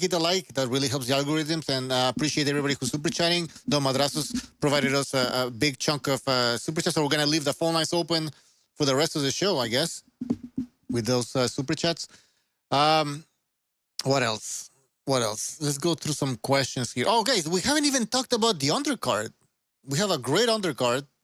Well, actually, Shakur Cepeda is So the you're being undercard. called out in the chat. They say you're married. You need to behave. Someone's gonna tell Bob, bro. What? The what? Chilling Distributor says FU is married. Need to behave. Oh my God! Okay, This guy. What the F you talking about? You know, Oscar. Are you tripping, fool? Are you tripping, fool? He's gonna get you in your sleep. Somebody said she's a solid 6. Yeah, I mean, I dig it. All right. I'm seeing my train of Who thought here. are you looking at? You're looking at something here? I No, don't see but the anything. same picture as before. All right, well, let me see. I'll post it back. Where the fuck is my Discord? What was I gonna say? Fuck. Phone lines are open. Oh yeah, the undercard. Okay, well, this fight is the undercard, guys. Cepeda Stevenson is the undercard. Do you guys want to talk about the big main event? The big Huge main event? Gigantic. Shiraz versus Berlanga. The real deal. I don't know why I they're forgot making that's the actual main event. That might be a good fight. I think that might be Okay. fun. Want to break it down? Give you. I got Berlanga winning by knockout. I think he's gonna catch him. You think Shiraz is too fragile? Yes, he's too fragile. Yeah, I think he's gonna come in. Probably all he got to do is slip off the line, slip the jab, come in heavy, and just try to lay him out. Just to basically like Zepeda, come in like Zepeda. This is what you got to do with guys like Shiraz, like Shakur. You come in, you find the opening, and you keep taking it, and you use their defense against them. So if you throw a right hook to the body, then you throw another, and you just keep probing and figuring out what does he do when I do this. Once you find the opening, you take it. You hit him hard, right? Right. That's what you have to do to these kinds of fighters. You got to figure out their blocking, the way they block. When I throw this, what does he do? And you keep doing that. And I think Berlanga's going to get him. I think he's going to knock him out. Some people are saying that Shiraz is going to use that length and that jab and just keep him at bay. That's the problem. That's all he has is a jab. Yeah. All Berlanga's got to do is simply slip it. That's it. Once he slips and he's inside, what is this guy going to do? What? Grab him? That's all he's going to do is just grab against him. Adames. That was a fight where we were supposed to see what Shiraz really all about, and he wasn't about anything. Adames was slow as hell. Adames was slow, and I thought Shiraz lost that fight. Yeah, me too. And Shiraz looked like he was very scared in a way. I mean, I don't know how else to put it. Not scared, very hesitant. He didn't really let his hands go. So that was at middleweight, guys. Now he's fighting a super middleweight. He's frail. He's a frail guy. He's a frail guy. Shiraz's best attribute is that he has Turkey's love. Yes. He does, though. He does. And Berlanga mentioned that in the face-off interview, whatever you fucking call it, the sit-down. He's like, Turkey's your papi, And but it's true. It's true, though. There's, this Muslim love going on. Oh, man. Now, if he goes to a decision, I can see Shiraz getting the win. But yeah, that's the plan. The plan is to get Shiraz against Canelo eventually. Yeah. Yeah, that's true. That was some articles were mentioning. Let's see. I had stuff written down here about that fight. Shiraz 21-0 with 1 draw, 17 knockouts. Berlanga 23-1 with 18 knockouts. Reach. I strangely I agree with Julio here. I really don't usually agree with him, but I think Good. I think what's the name, Nalgas, whatever, will eventually catch Shiraz, because I don't think Shiraz is very good at all. I don't know why people like him. He's a runner. He's a runner. They like that. Long arms. He's not even a good runner. That's the crazy part. Once you get past that jab, he's open season on that. He has guy. nothing. He has no inside. He has no. Nothing. His mid range is horrible. He's just a bad boxer, and he's got a weak chin, bro. Yeah, at least a guy like a Shakur could be a little sneaky, stab you here and there with shots to the body as you're coming. Like when you're inside, he'll stab you a little. This guy here, he's just all he is a jab. That's all it is. What's he gonna do when this guy slips a jab and he's right on top of him and throwing big old overhands and all this shit? He's not gonna do nothing but get knocked out. That's just the way I see it. Guys, I hope so. Guys, don't forget to hit that like button, and also the phone lines are open. The number is on your screen. The number is in the chat. I'm posting it right now. Call in, give us your predictions. But doesn't have much. He's a very limited boxer. But I think I think he's better than what they. I think he's better than what people give him credit for. I think he's still a work in progress. That's really what he is. He's a green fighter. How old is he? Yeah. I think he's in his early 20s. I got it right here. Wait. He got signed late too, Berlanga. He wasn't signed he wanted to be signed much earlier, but he was fighting in a boring style. He was a points fighter originally, and then he started knocking guys out. That's how he got signed. Oh wait, he's 28. 6'1", 73 in reach. So Shiraz is 26 with a 75 in reach, so 2-inch reach advantage. He's 6'3". Berlanga 6'1". Damn. Yeah, people wanted Canelo to knock this guy out. 6'1", and Berlanga was huge. He's probably a weighing big at guy. 190. I wouldn't be surprised if Berlanga was at 190, at least 180. Well, they say he was over 200 when he got in the ring. There you go. So this people, you couldn't look up. I'm gonna add that on my next video, guys. I'm working on another video. I'm exposing all these lies from the Crawford fans. So stay tuned for that. The phone lines are open. Hit the like. We have a phone call. Let's take it right now. 213, you're on the air. Yeah, hello? Yeah, what's up, man? Yeah. My whole thing is Cepeda's gonna have to make the fight, because Shakur is not a fighter. He reacts to his opponent. It's gonna be up to Cepeda. He's gonna be the one to take the fight to him. It's interesting. And the whole thing is the referee, is he gonna allow Shakur to hold? Now, if he allows him to hold, which I think he is. He's going to barely, get it. It's going to be close. It's going to be a terrible fight, though. And, man, I hope Cepeda pulls it up. But, that's my prediction. Okay, let me write it down. So what's your name and what's your exact prediction?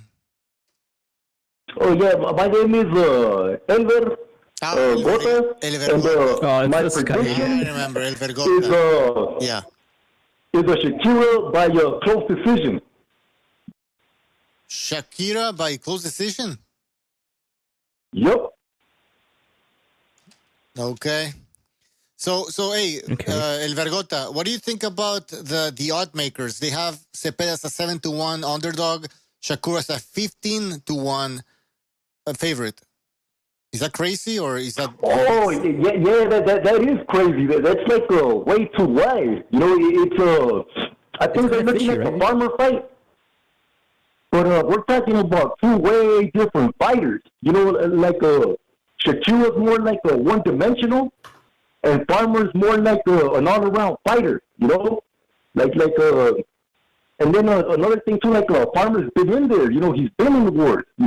And Shakur, who's really pushed him, Valdez, but we're talking about that's an Eddie Reynoso version of Valdez, This isn't Manny Robles, is Oscar Valdez, when you went to Eddie Reynoso, he made him a counter puncher, which in the beginning, Valdez was a boxer puncher, but then he got his jaw broken in that fight where the guy came in way overweight.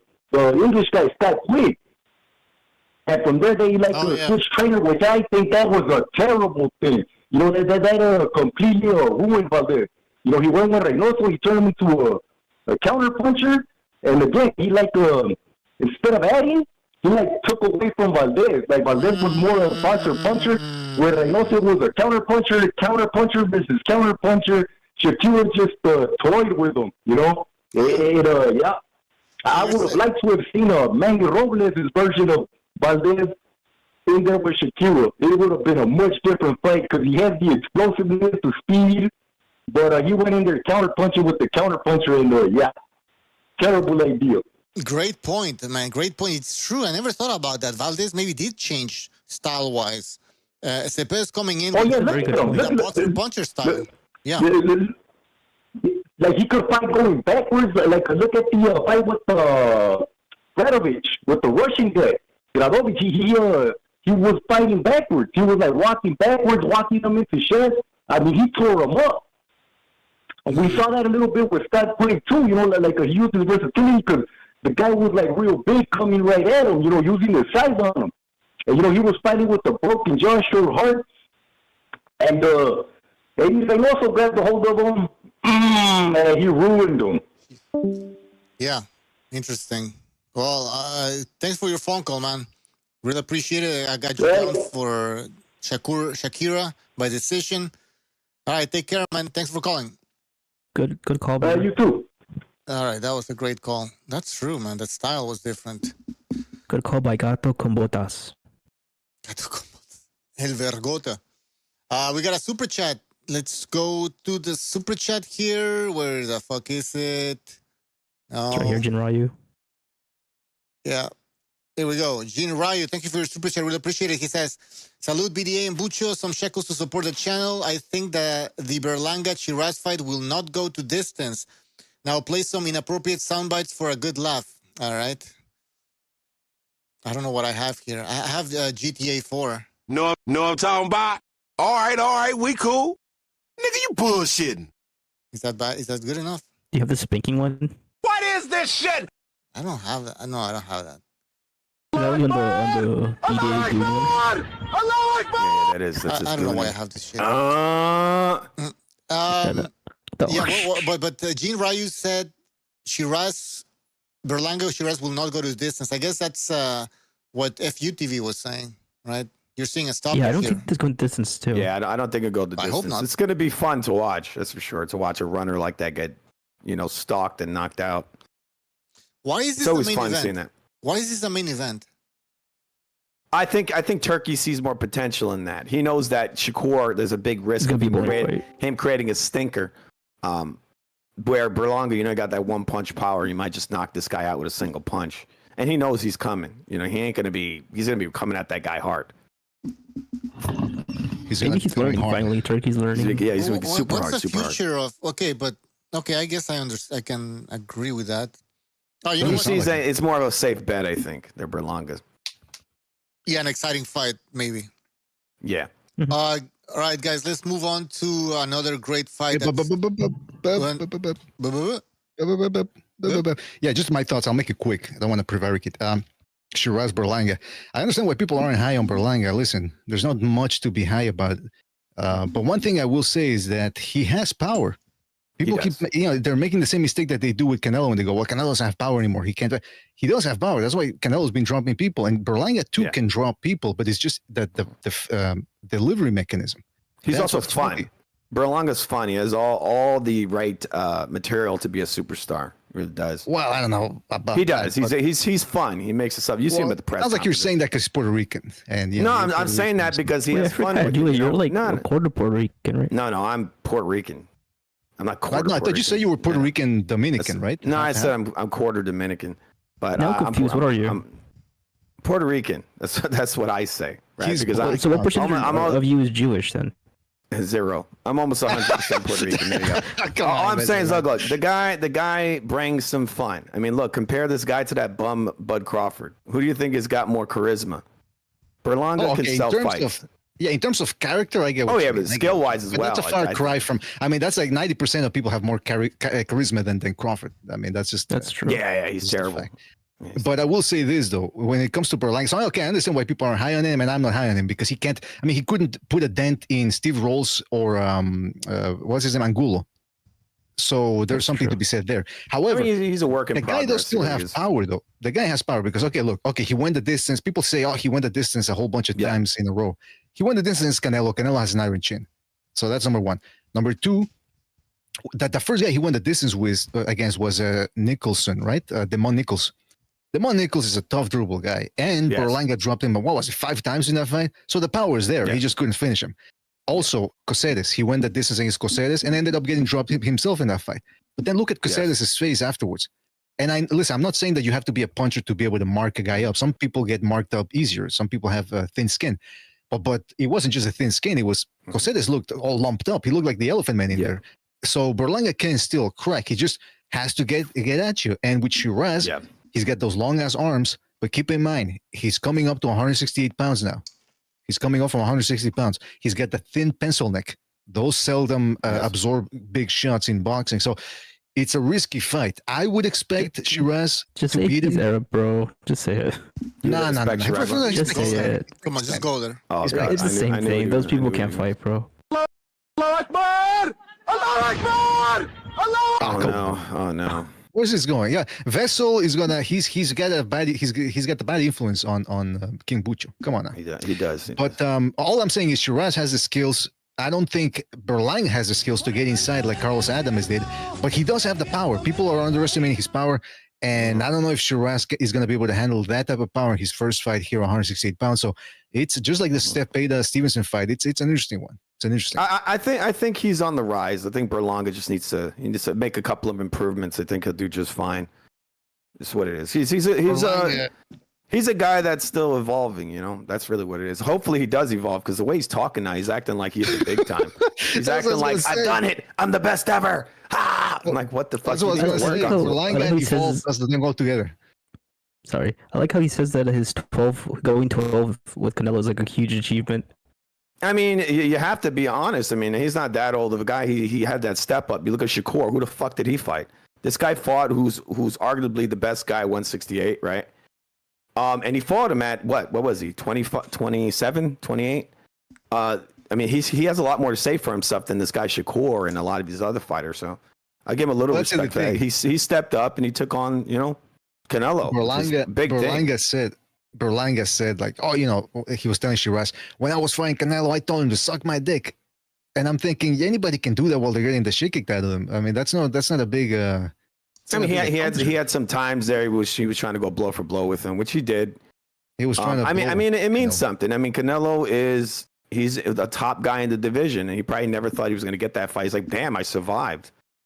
So he feels some. You know how many people I've kicked the shit out of, and they start calling me names while I'm kicking the shit out of them. They didn't change a thing. I still easily manhandle them as I often do. You were like, you tied him up first. It's not fair. He just admitted he's Batman. He was like, where are they? He beats up homeless people. He ties up homeless people. I tell them I have nothing. Tell them I have nothing in common with them, and then I step on them. Oh, you guys are crazy. I'm headed to clear. All right, hold on.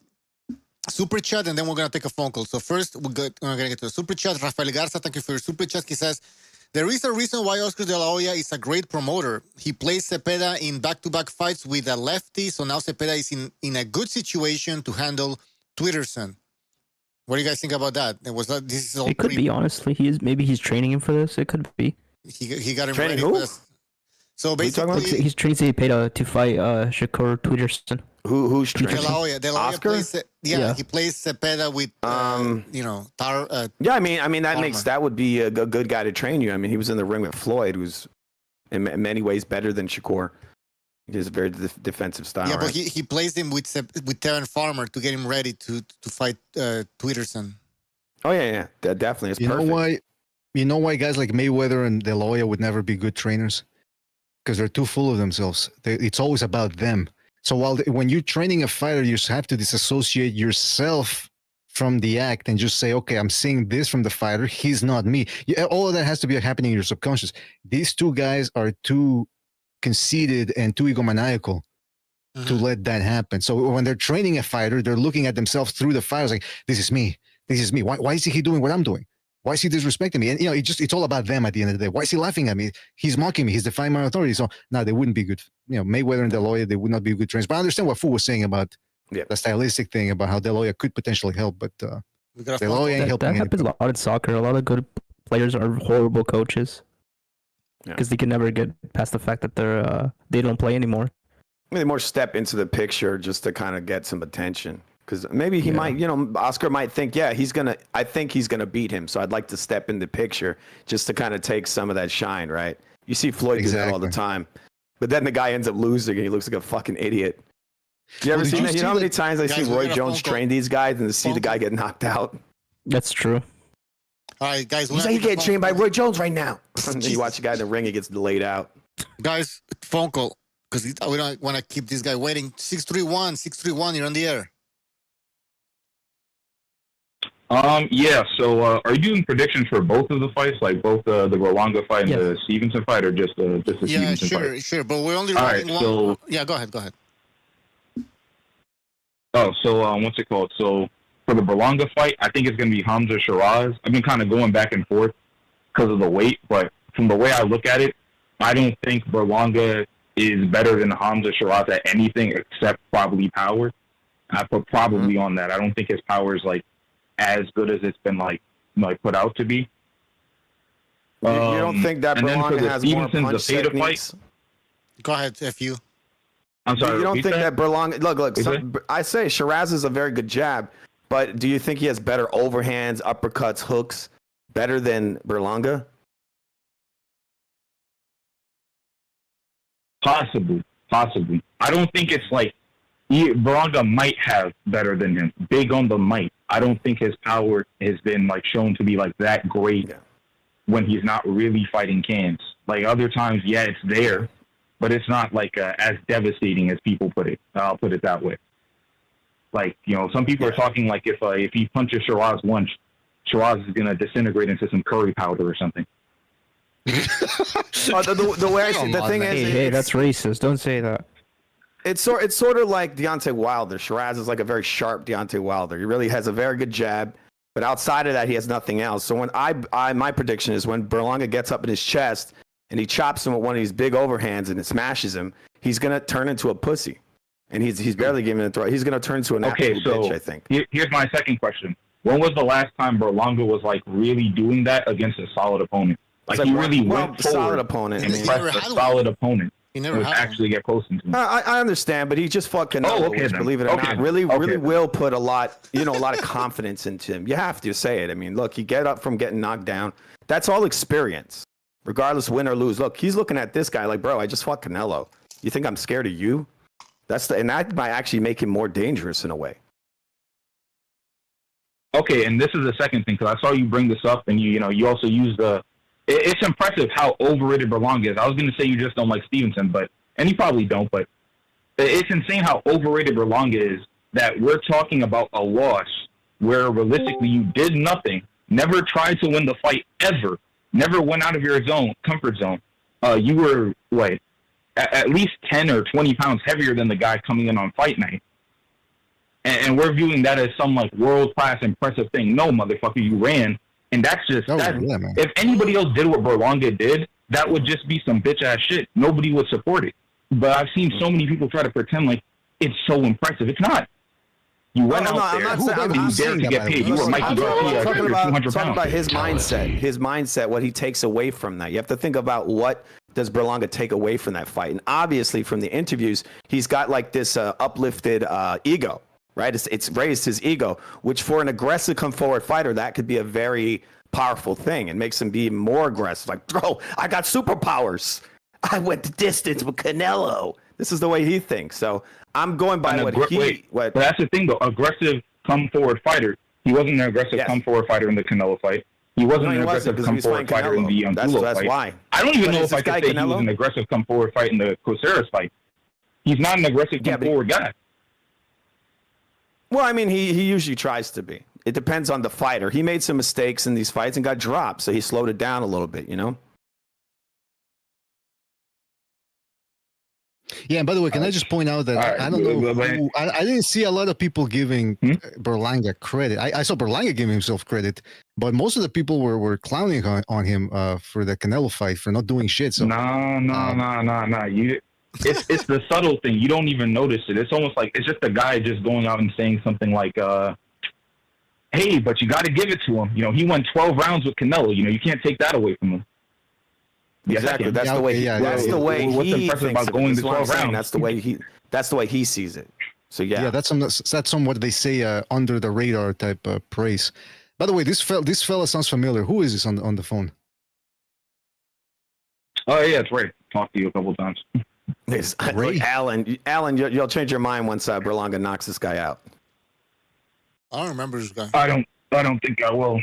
I don't even think that's happening, to be honest. But anyway, I have him for that. I've got Zepeda by split decision against Stevenson, though. Whoa. Honestly, I don't buy the whole like. I don't know how anybody buys the whole ring thing. I think that's just fucking stupid. But even like regardless, I think the work rate's just going to be a little bit too much. I don't think Zepeda's going to win dominantly at all. But considering I don't think that Turkey's fully in like Stevenson's corner, and I think he's just impartial for this fight. If Zepeda actually like straight up like wins the fight, I think he'll give him the decision. All right, Ray, you said Zepeda by decision. Okay. All right. Anything else? Wait, is Ray short for anything? Is it short for like Raylin or something like that? Racist. Racist? Yes, nah, it's short for Are you a racist? That's how my name looks Sunshine online, Ray? I guess. But What's it short Rapist. Rapist. That could be that too. Ray. I don't know if he Alright, called chill. you more. That's messed up. That's very hurtful. All right. Anything else, Ray? Anything else? Matias. Nah, that's about it. Matias Puello. Oh, Matias. Oh, yeah. So I actually don't know about that one. I've been going back and forth. I still haven't made a prediction for that one. Yeah, that's about it for me, though. All right, man. Take care. Thank you for calling. Okay, yeah, bye, Rapist. Thank you. All right. Yeah, we're forgetting about Hey, by the Puello, way, Matias. Yes.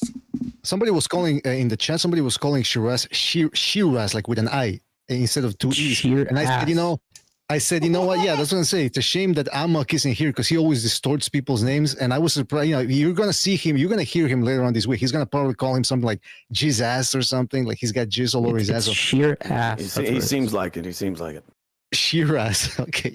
Yeah. Sheer ass. That's what it is. He's pure ass, is what you're saying. He definitely looked like shit in his last fight. Ah, come on. True.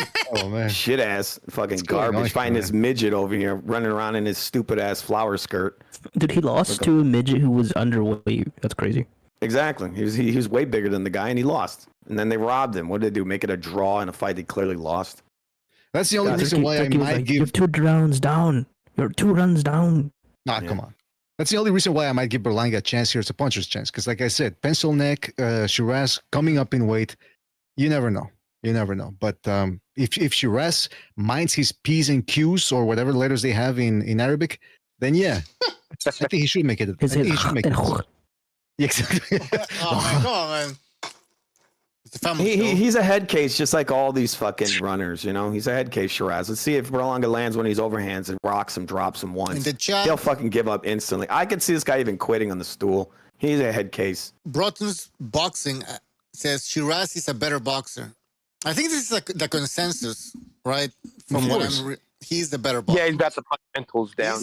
Any guy that puts on a fucking skirt and throws a 1-2 is automatically greatest boxer of who ever lived. Can't fight that logic. You're right. Well, he does a 1-2 and backs up. Cool. What if you can sing like you? Foo Sports Live. Exactly. I'm gonna download that one. I told you I'm gonna capture it. Amazing. It's effing amazing. Hamza Shiraz versus Edgar Berlanga is a WBC super middleweight eliminator. Winner positions themselves for a potential Canelo Alvarez fight. Is that That's true? what I told you. Turkey wants Canelo versus sheer ass. That's what he wants. Short ass. He's hoping to the next big Muslim fighter. That's what he wants this to be, like the biggest Muslim boxer of all time. That's Sobers has been talking about it, and I agree with him. I do think that Turkey does have an Islamic bias, and I think that's why he really likes Shiraz. But Quentin, I saw you over there. I saw you over there at Sobers. You gotta take what he says with a grain of salt, because he's high half the time. So he comes up with these elaborate theories, like, man, what if the stars are just actually gods? Like, all right, come on. So he's never sober. Dude, he's become always sober now. Have you not known that? He's converted. So if Canelo, he's becoming Muslim now. So if Canelo fights Shiraz, that's gonna take place in a big Muslim majority city or country, right? So like Minnesota, would that fight take place in Minnesota? Wait, what? No, I'm kidding. Why not go back to Wichita, Kansas? You're gonna see the lakes in Minnesota. You're just gonna see they're gonna fight like in a mosque in Minnesota or something. They're gonna fight in the lake, Tutankhamun. What they call Tutankhamun? What was the lake called? Next to the Tigris River. I never, Alan. I never said that Berlanga's a great boxer. I don't think I ever said that. None of them are. But I do think. I think this is FUTV. I think they think that you believe that Berlanga is some sort of decent boxer. He has the right kind of style to beat a guy like a Shiraz. Exactly. He's just got to fight to the best of his ability, which is to come forward, simply slip off the line, move your head a little, get on top of him, start hitting him with those hooks. So things he never does is what you're saying. That's what he does. He has done that in many fights. He's done that. That's how he's knocked these guys out. Is when he comes in heavy. Man. Rolls Royce. I tell you, I haven't watched the fight in a while, but I remember some people thought Rolls Royce actually beat him. I thought that was a draw, to be honest with you. Yeah, and look. I understand Rolls Royce is a different fight.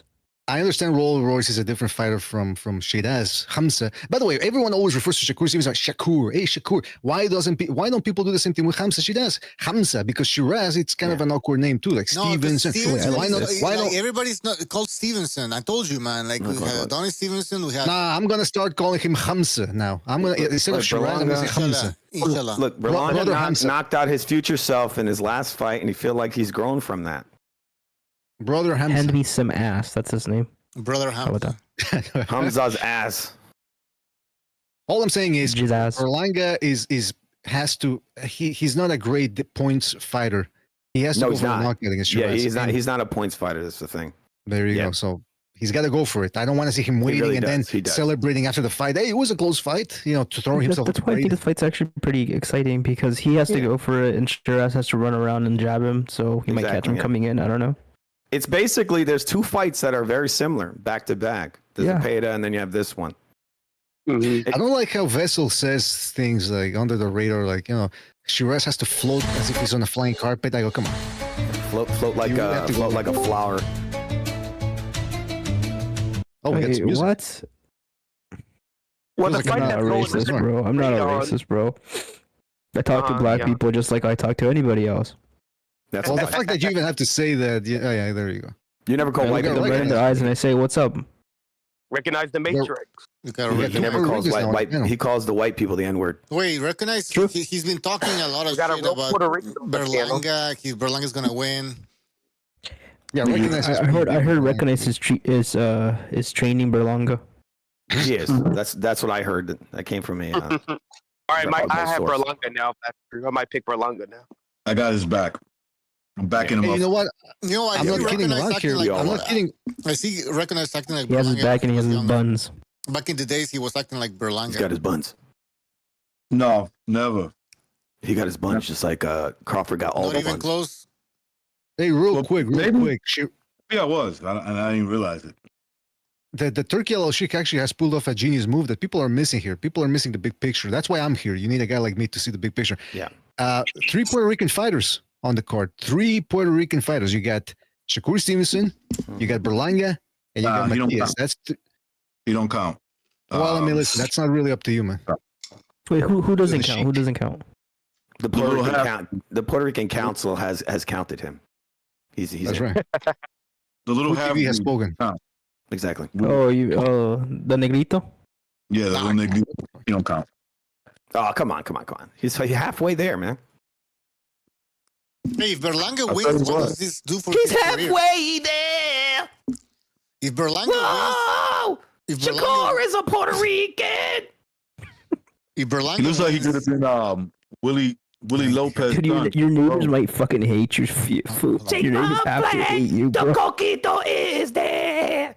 What if Berlanga wins? You have neighbors, right? What if Berlanga wins? Is that gonna turn him into potentially a Puerto Rican, New York superstar? Not superstar. Just a name, you know. He's the main He's event. He's gonna be world famous. If he wins by knockout, yeah. Then he's I doing it. I think he's gonna knock him out. He's gonna fucking knock him out. He's gonna start screaming, "I'm a fucking dude." Is he gonna get a bonus? Is there knockout bonuses in this card? Yeah, there's a knockout bonus. Oh, all right, then definitely he's getting knocked out. Definitely. Nice. You saw those. You saw those beheaded. diamonds Berlanga got. Those diamonds. Those don't pay for themselves, people. He's got to pay for that shit. Oh, this shit's fake though, right? It's not real. Maybe they do. Hopefully. Maybe they're meteorites. Maybe there's exactly they came from space or something. The guy's a fucking alien. They're controlling his mind. That's why he's acting so crazy nowadays. It's weird. It's from Klingon. Parasites. Yeah, exactly. But, everything's a parasite. Hey, he got that because he had an interview with Showbiz, right? That guy. Yeah. He got the parasites from Showbiz. Oh, by the way, I did see Food TV was playing. Food TV. Food TV was playing the Shakur Stevenson being interviewed by Showbiz, and then somebody in Food TV's chat put, Do you think Shakur Stevenson is sitting there thinking, why did they get a cracker to interview me? And I said, come on, man.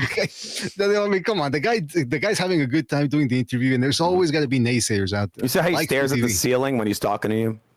Who does that? You stare at a ceiling when you're having a conversation. He's seeing all the little crack angels. He's seeing all the little crack angels. Oh, it's weird. Now, see, you guys are going too far. No, that's not my only criticism Shakur Stevenson of Showbiz is that he does this thing. MK Ultra. Come on.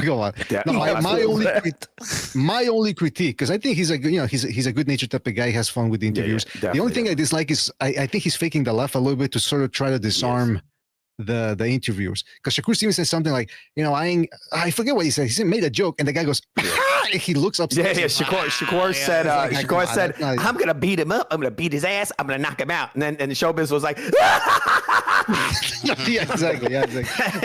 And he said, so I should put my money on you, huh, Shakur? And she's like, hell yeah. And he's like, What is that laugh, bro? For TV, you laugh like that little munchkin there, whatever, in Jabba the Hutt's palace. Remember that? That's the way he yeah, the little Jewish looking one, the little tiny one. Come on. Yeah. I mean, geez Louise. It's the Wicked Witch of the West. That's the way he laughed, and you could tell that he's like laughing at him. Bucho, get Vessel out of here, man. Come on. Yeah, what the fuck? No, don't do that. He's like, talk that shit, Shakur. Talk that shit. Nah, he didn't say that. Come on. He clapped his hands and shit. He's like, talk that shit, boy. Shakur doesn't get the talk that shit pass. He's not quite there. Got a little too much Puerto Rican in him. Makes shit up, man. See, you can't trust, believe what he says. You gotta watch it. Come on. That's really what happened. I mean, the dude laughed for a reason, dude. I think you're embellishing. Dude, he laughed when he said, "I'm gonna beat him up and knock him out." He laughed. How did he laugh again? He was like, oh, wait. Like he went all crazy. He laughed so hard. He was like, bro, I don't know if you guys ever played Super Mario, but you laugh like the little Bowser kid. Like yeah, little Bowser dude, he threw his head back like a damn Pez dispenser and he was laughing. It was like real. For the cameras. Some random in the chat says, "Talk that talk, gang." Yeah, that's what they say too. Like, talk that shit. Talk that shit, Shakur. Talk that shit. I'm gonna come in there with a punch Shakur's eyes out. He gonna look like you, Showbiz. He's like, oh wait a minute. That was yeah, nice. I forgot. Everybody was saying Showbiz looks like a reptile. I forgot about that. I've said it many times. He looks like Schwarzenegger when he fell on the surface of Mars after breaking his helmet. But like permanently, he's like stuck like that permanently. Oh man, very disrespectful. I gotta tell you. Yeah, that's Salacious B. Crumb. That's the name of that character that you guys were talking about Star Wars. Salacious B. Crumb. That's the name of the character. B. Crumb. Shit wakes. Yeah, that's the. So what else happened in the interview? I didn't see the interview. So was it good? Was it bad? It was shitty. It was pretty shitty. Why was it shitty? Because it was him just kissing Shakur's ass. He's like, you didn't just block me. You blocked the hell out of me. And it's like, what? And then he's like, I'm sorry. And then Shakur's like, and then Shakur said, you know what, man? You got to watch what you say because I have feelings. Don't you know that? And then he's like, I'm sorry. I apologize. He didn't say any of that. Right? He did. No. I'm paraphrasing. Look, Oh my god. There you go. He's It's a gas station banana making in shit, bro. Dude, I'm not kidding. He fucking apologized to him because he was too mean on the internet. No joke. He addressed it because Shakur gave him that dirty look, like he cheated on her back in the day. And so Shakur's like, I'm mad at you. So he blocked him on the social media, and then he apologized. This guy apologized, Showbiz. I'd be like, I wish I could do an interview with these guys. I'd bring people with me. Obviously, I would bring some people with me. Obviously, I'm pretty strong. I'm pretty strong, but I got some people that got to help me out. You know what an interview with Food TV would be like? Yeah, he brings up these fighters, and he's like, "Hey man, I got some, I got a little fruit here if you want some gas." He doesn't tell him it's gas station fruit. Next thing you know, they're both tripping balls, and it's like a Joe Rogan podcast all of a sudden. That's what I want to do is I want to get some microphones. You know how the newscasters, they'll have like their logo on the mic. And I want to start showing up at these press conferences because it's really cool that now they're doing like the UFC format for boxing. Mm-hmm. What really sucked is I found out after the New York press conference of the Canelo Crawford fight that it happened in New York. I didn't even know. I would have gone over there. That would have been amazing. And the way they're setting it up, that would have been great. I would have asked Canelo. I would have said, hey, Canelo, what do you think about this guy's past problems with his gloves, the malfunction on more than one occasion? What do you think about that? Crawford would be like, they wouldn't be allowed to come back in. They would have for sure grabbed me. Yeah, they would have get him out of here. I hate to lose. And they're just carrying me out the back. I guess the real question is, will Shakur cry after he loses? If he loses, will Shakur cry? Oh, yeah. Of course, absolutely. Shakur, you quit like a bitch. You fought like a bitch and then got knocked out like a bitch. I hate to lose. Hey, when that interview, okay, I'll be back. Go ahead. In that famous interview after the Olympic fight when he's crying, he actually sounds like he's laughing. If you didn't look at his face, you would think he's laughing. He's like, I don't like to lose. He's mentally ill. That's what it was. Yeah. Yeah, he's bipolar. He cracked. It was all over. The faces. The emotions don't match the reaction. He's sad and he's laughing. He's laughing. He sounds like a little kid that's faking, like fake laughing, right? Because he wants something. Shakur, we've changed our mind. Actually, you won. His face was all scrunched up and all. His I wanted cereal for breakfast. I don't want this shitty burger. I want McDonald's. Right, the kid. Then you make the kid your own hamburger at home. It's a big ass fat hockey puck burger. He's like, I don't want that. This is not like McDonald's. And then the moment you give him the McDonald's, he just cheers up instantly because the shit's all exactly. Yeah, they're faking it. Fucking these kids, man. You gotta watch out, man. Yeah. It's like Shakur. It doesn't work that way in the Olympics. You fucking idiot. Like, get out of here. Well, the thing about the Olympics is at that high level of boxing at the Olympics, it's still a fencing match. Even though they went back to the non-computerized scoring, it's still these guys. They're afraid. They're counting little taps. It's fencing. So I'll tap you. Oh, don't tap me. Don't. So they're all essentially jabbing from the back seat. And that's why I really don't like when people say, hey, the Olympics are coming up. I really don't care, man. I really don't care about Olympic boxing. It's not entertaining. It's not. Yeah, I mean, a lot of ways it's not going to get you ready for the professional ranks. It's 3 rounds. Your tactics are completely different when a 3-round boxing match compared to professional bout that, at most they start out with 6 rounds. That's already difference right there when you first start your professional. So, yeah, and plus also professional fights are based on damage, not little titty taps. So, yeah, I agree with you. Yeah. Titty taps? Exactly. Titty tap. It's a bit sexy. Titty tap, when you lick it a little bit. That's what you do in the strip clubs, yeah, that titty tap. No. For those. Quentin shoves his fingers. Quentin actually forcefully shoves his fingers up the strippers, and then they have to kick him out. It's getting very graphic. Well, I mean, come on. After all the jokes you did calling people. She was dancing naked for me. Wait, that's where you draw the line, Julio? I definitely draw the line there. Oh. I mean, listen. I know Jimmy has no pity for sex workers. He's like, hey, listen, you became a sex worker, and you get killed, too bad. Damn. That's what he tells himself after he kills them. No, come on. Now, wait a minute. It's part of the job title. It's part of the risk, man. It's in the contract. We're going to have him on that fucking ID channel. She fucking deserved to die. She's a whore. Yeah, it's the nature of the job. It's the nature of the job. That's right. Yeah, it's like boxing. You're gonna get hit. It comes with the territory. I came back. I don't know what the hell. I just hear weird voices. The fuck's going on? He was talking about killing hookers. He's confessing. He's confessing to the middle of 23 hookers. Yeah, TV. Exorcism. He's just showing you who he is. It's time to confess. The gas station. He's a Long Island killer, actually. Hey, we gotta write some predictions down here for Shakur Stevenson. Recognize. We need to hear recognize predictions. I got Zepeda. I'm gonna have. I got Zepeda. Regardless of whatever the judges, what they want to score the fight, I think it's gonna be. Shakur is gonna start off fast, first 6 rounds, fade out in the last 6 rounds. He's gonna run. Yes. And he probably survives only because of that. And I think how? I think Zepeda. Well, he's just gonna back foot. He's gonna get tired, and Zepeda's gonna keep coming, and he's just gonna pause. He's gonna end up just like not wanting to engage. So Zepeda by decision.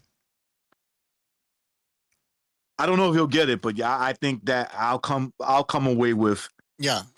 He wins by decision. Yeah. Now let me remind you, recognize that the odds are Zepeda is a 7-1 underdog, and Shakur is a 15-1 favorite. 15. Yeah. That's insane. Yeah. So in other words, they're saying Zepeda. This is a no-brainer. Yeah, Right, mismatch. I mean, yeah, in a way. I mean, he's a massive favorite. So, and you still believe that? Do you think he's gonna get the decision? You know what? I'm gonna say yeah, he does. I think with Turkey, I think it happens.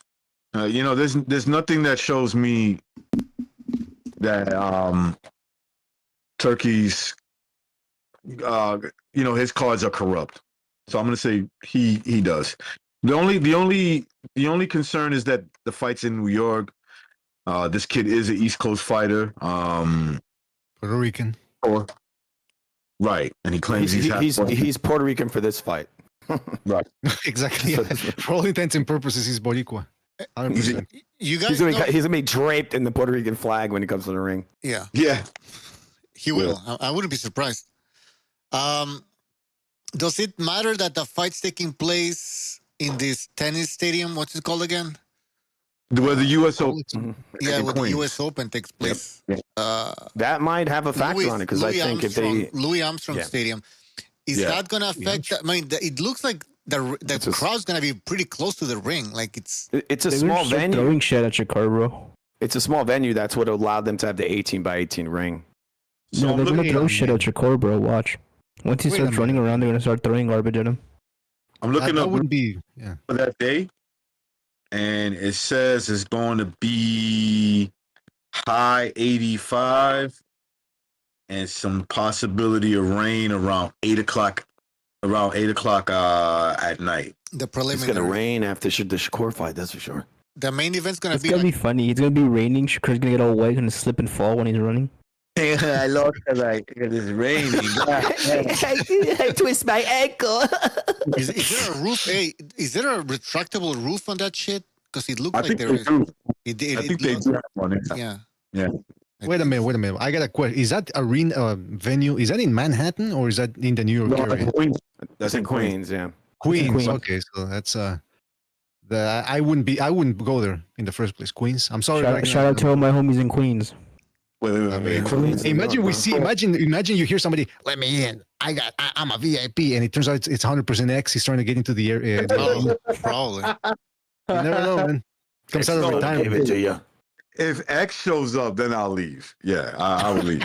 14,000 seat. Probably gonna be a little bit more because it's a boxing event, so there's gonna be people on the ground, on the floor. So I don't know. Yeah. I think. Is they going to have put more pressure on Shakur? Well, first of all, they're saying it's not selling well. By the way, so I don't know how much pressure is going to be if it's no. They're giving away tickets. That's because Shakur's there. Anywhere Shakur goes, it doesn't sell. The guy's box office poison there, Mr. Shakur. Hey, fool! If they hand out a free ticket, are you going to show up or? Yes, I'll go to that. Go, man.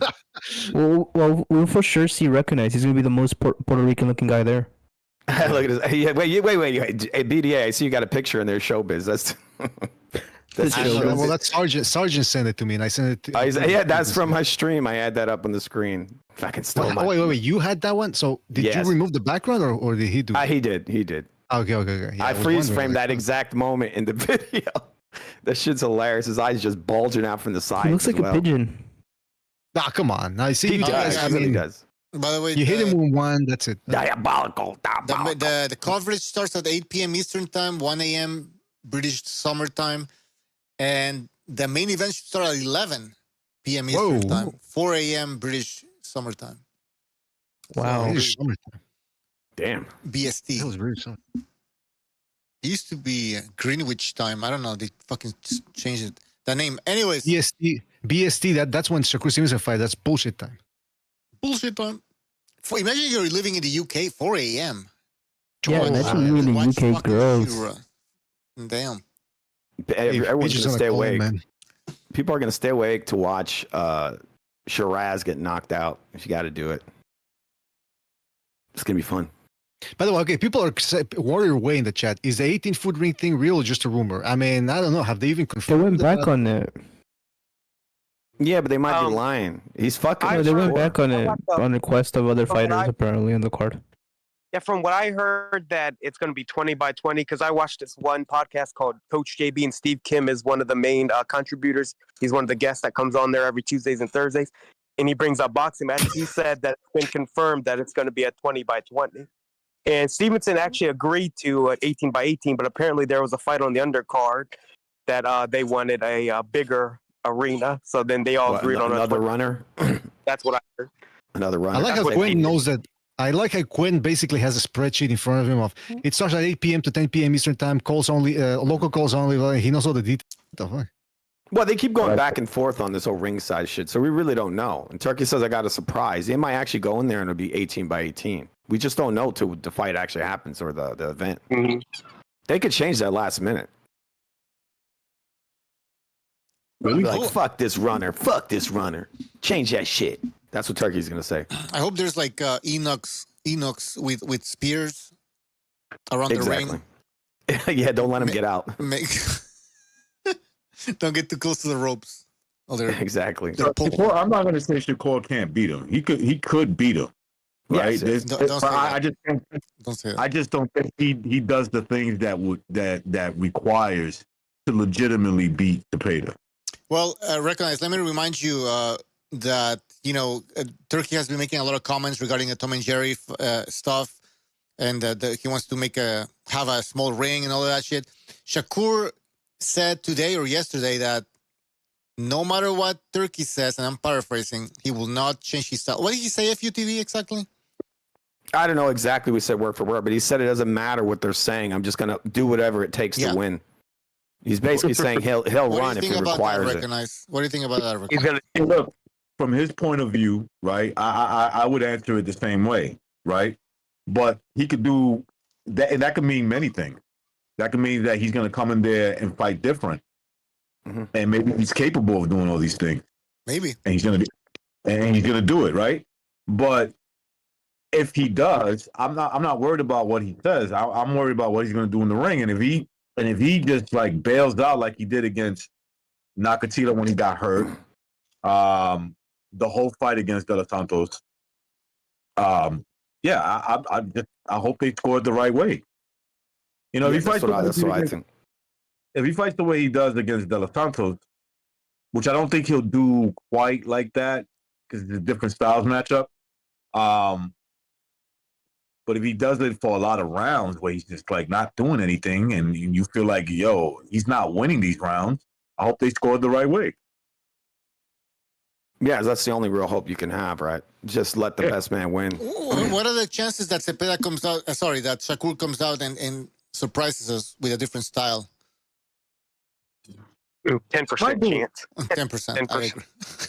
I mean, there's a possibility he might come forward, with the defense first style. You come in with the shield. That is part of the game plan, is to just come in, kind of catch a lot of these punches and tire him out, stab him, and just whittle away at him. He does that from time to time.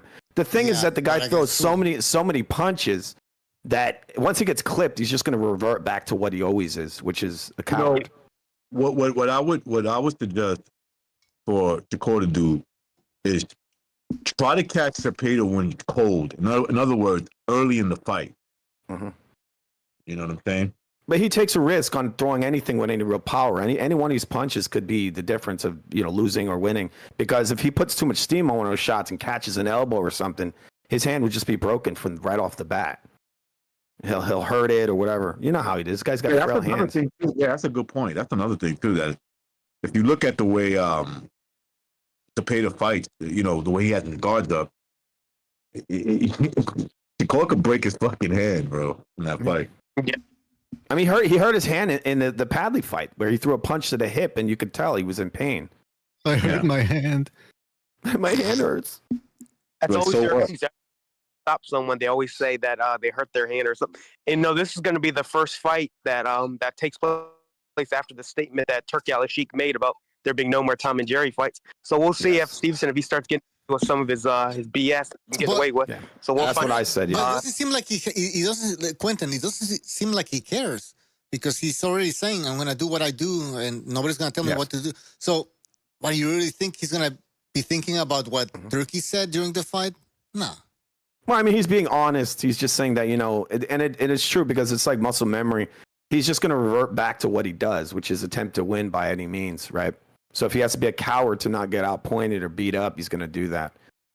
The problem is that the guy's just going to be throwing so many damn punches that it might not matter what he does. But hopefully Zepeda doesn't get mesmerized because it happens to a lot of these guys. They go in there against Stevenson and then they find out that, he is slippery Pete. And all of a sudden they go, oh, well, they get mesmerized by the movement. All he has, Zepeda, is the volume and the power because he does have some power is what I'm saying. Yeah. He needs to just let his hands go. Whether he wins or loses, just, you know what? Even if you lose, at least you send the guy home feeling it the next day. Where he has to go to the toilet and every time he gets up from the toilet, everything hurts. That's what he has to do. Yeah. That's what he has to do. Yeah. Like invest in the body. I think if he invests early in the body, just touch him to the chest. That's what he does. Side hips, do that. That's what he needs to do. He's not going to be able to hit him flush with combinations upstairs. He definitely needs to attack that body early.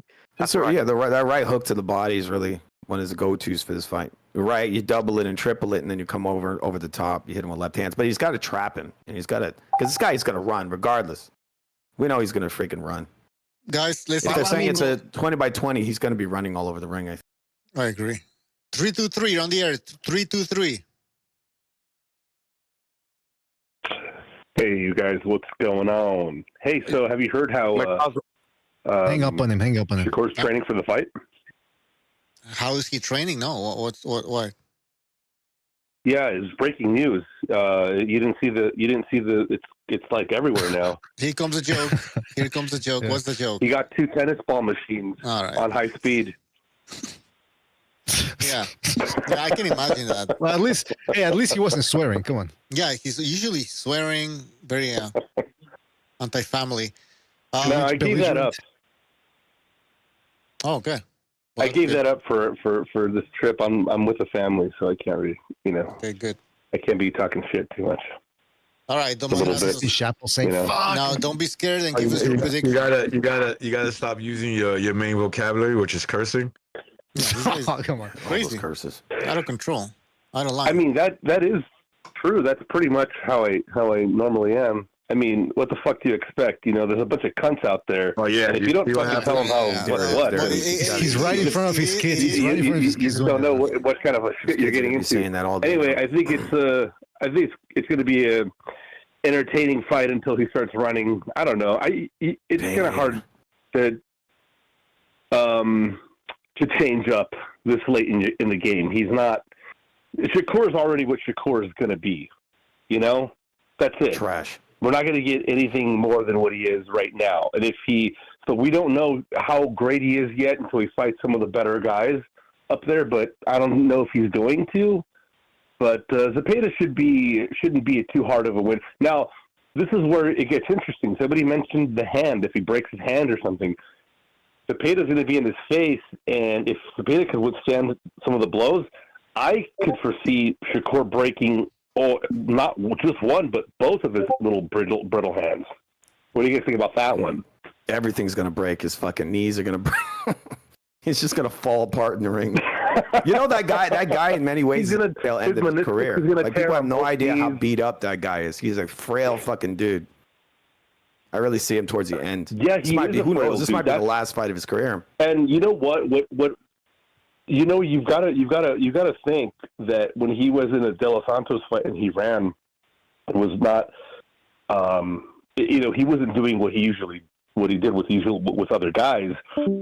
So I think he went in that fight already injured from camp, and I think he's susceptible to injury. Really susceptible to injury. I mean, he hurt his hand on Padley. That's fucking. He's definitely going to be susceptible in this fight. Padley's face didn't look like shit. Listen, Padley didn't look all fucked up. No, he didn't. After you can tell people get really marked up, and Padley's a electrician, a white boy, and he should have been. He should have shown signs of damage. So I don't know for that reason and that reason alone, because I still think. What are your thoughts on the odds? Again, 7-1, Zepeda 7-1 underdog, Shakur 15-1 favorite. Shakur, my boy Shakur. It's kind of a stretch. I mean, people are not giving Zepeda enough credit, and I get it. But you gotta. I mean, you have to ask based on what. You know, based on what? If he runs, then yeah. If he runs, then yeah, 15-1 sounds these great. These are the odd makers, the creators. They know something. Well, they know he's going to run. We don't know. Okay. If he runs the whole time, then yeah, 15-1. That sounds plausible. Absolutely. Don't you find it weird that you're picking Zepeda to win, but the odd makers they completely. No, I'm not. I'm not picking Zepeda to win. Oh, I'm not. I'm still not. I think fundamentally he is a better. Shakur is fundamentally still a better boxer. I just happen to think that it's suspicious that he gets hurt a lot, and the way he fights and has to resort to fighting is because he's so fragile. The guy, I think he is a fragile guy. I don't think he's long for the sport. I don't think he's going to make it in the sport that long. That's what I'm saying. I think you're trying to cover your base. Kind of guy that. Madrazo, sorry to cut you off, man, because this is a prediction show. Sorry to cut you off. This is a prediction show. It seems like you're trying to cover your bases, right? So you're picking Shakur, apparently. I still have Shakur. I still have Shakur by unanimous decision. So why are you saying Shakur's? See, what you're saying, you're giving us all this. You want to make us believe that you're gonna pick Zepeda. But at the end of the day, you're not going to pick Zepeda. But then if Zepeda wins, you're going to say, well, I told you Shakur was fragile and his hands are going to break and all of this, right? Well, I don't know. There's a lot of variables. I'm just playing devil's advocate here. I'm just saying, the guy, everyone's throwing out all these theories. I'm just trying to create controversy here. But give us your prediction, your official prediction, final prediction. No, my official prediction is just Shakur UD. That's it. Okay. No, but I don't think if it's UD and he runs, I don't think it's going to be that close. No, yeah, and I agree with you. Though. I don't know. Does Zepeda? But you have to also think Zepeda does not have gas tank issues. That fucker will throw 50 punches in. By the end of he's a punching machine. That's why I made the joke about the tennis ball machine. Because that fucking they don't stop. So I don't know. Even after getting dropped, there was a little bit of a lull in action with the first Kevin Farmer fight. But by the following or next two rounds, he was back to throwing 50, 55, 100 punches. It's the guy doesn't stop. He's a machine. So it's going to be an interesting fight. The Siraz fight, I don't like Berlanga at all. I think he's got a repulsive personality. How dare you? I just want to see him get knocked out. Or you're allergic to fun?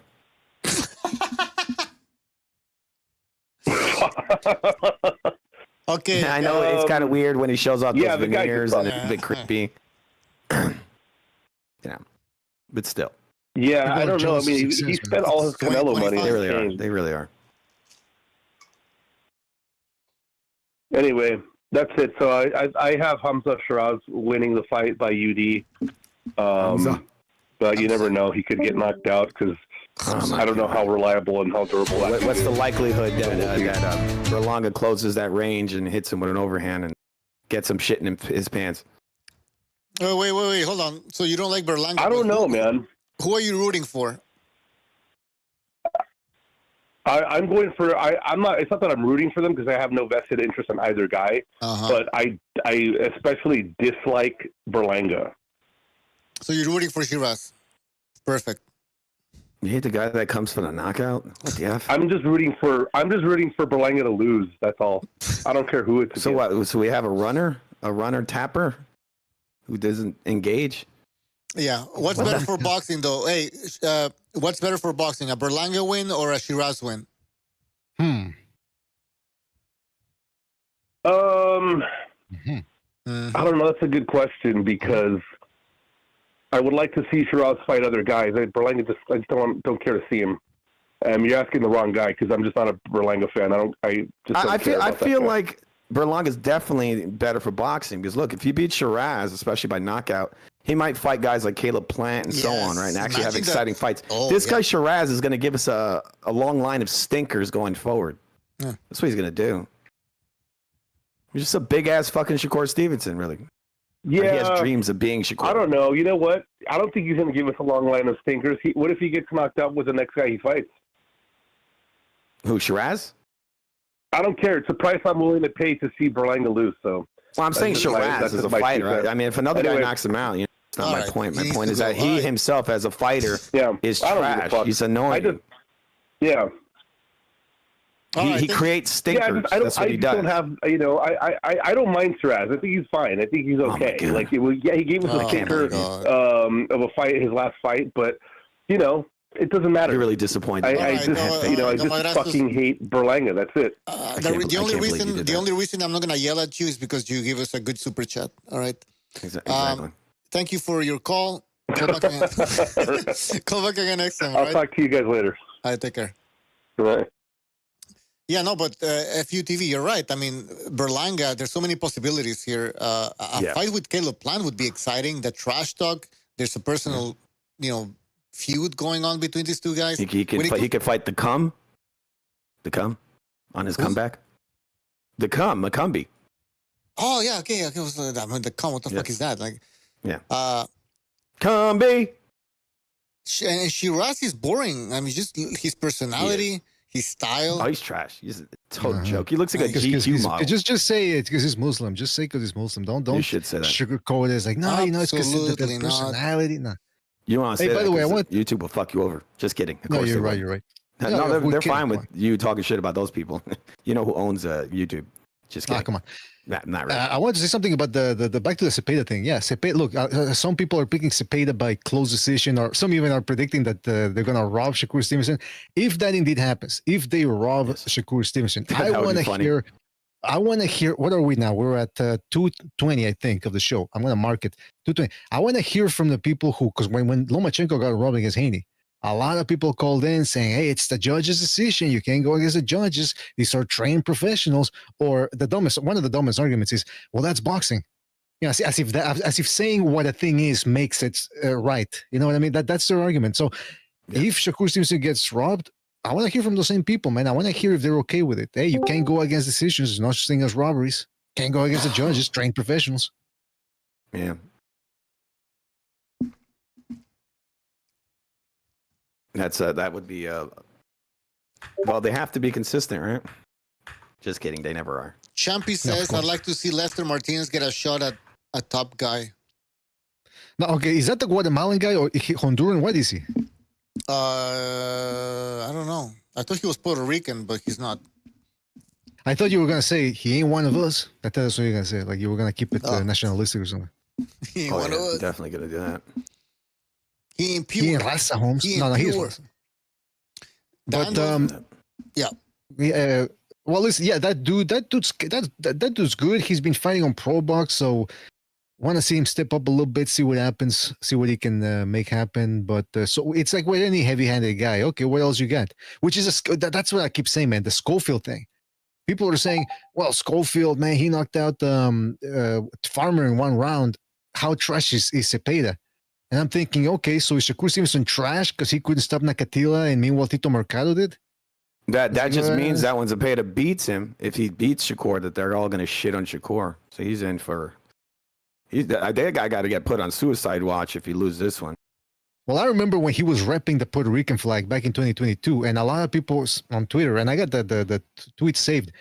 Man, how you gonna betray the Afro-Anglos that supported you throughout all of this? I think, why is that betrayal? He's half Puerto Rican. What do you want from him?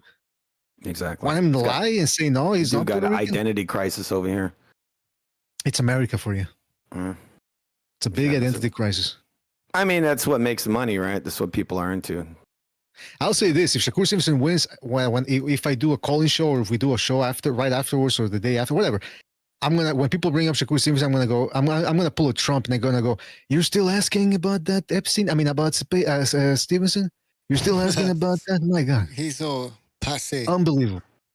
Yeah, nothing to see here, man.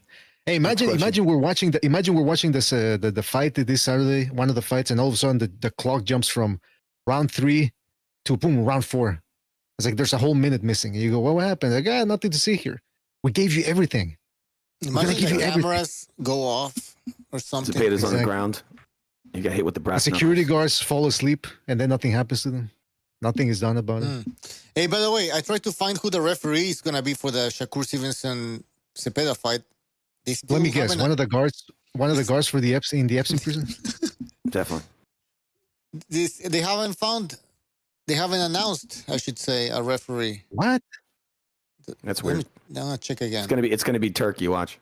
No, special guest referee. At the last second, he's like, motherfucker, you won't cheat this time.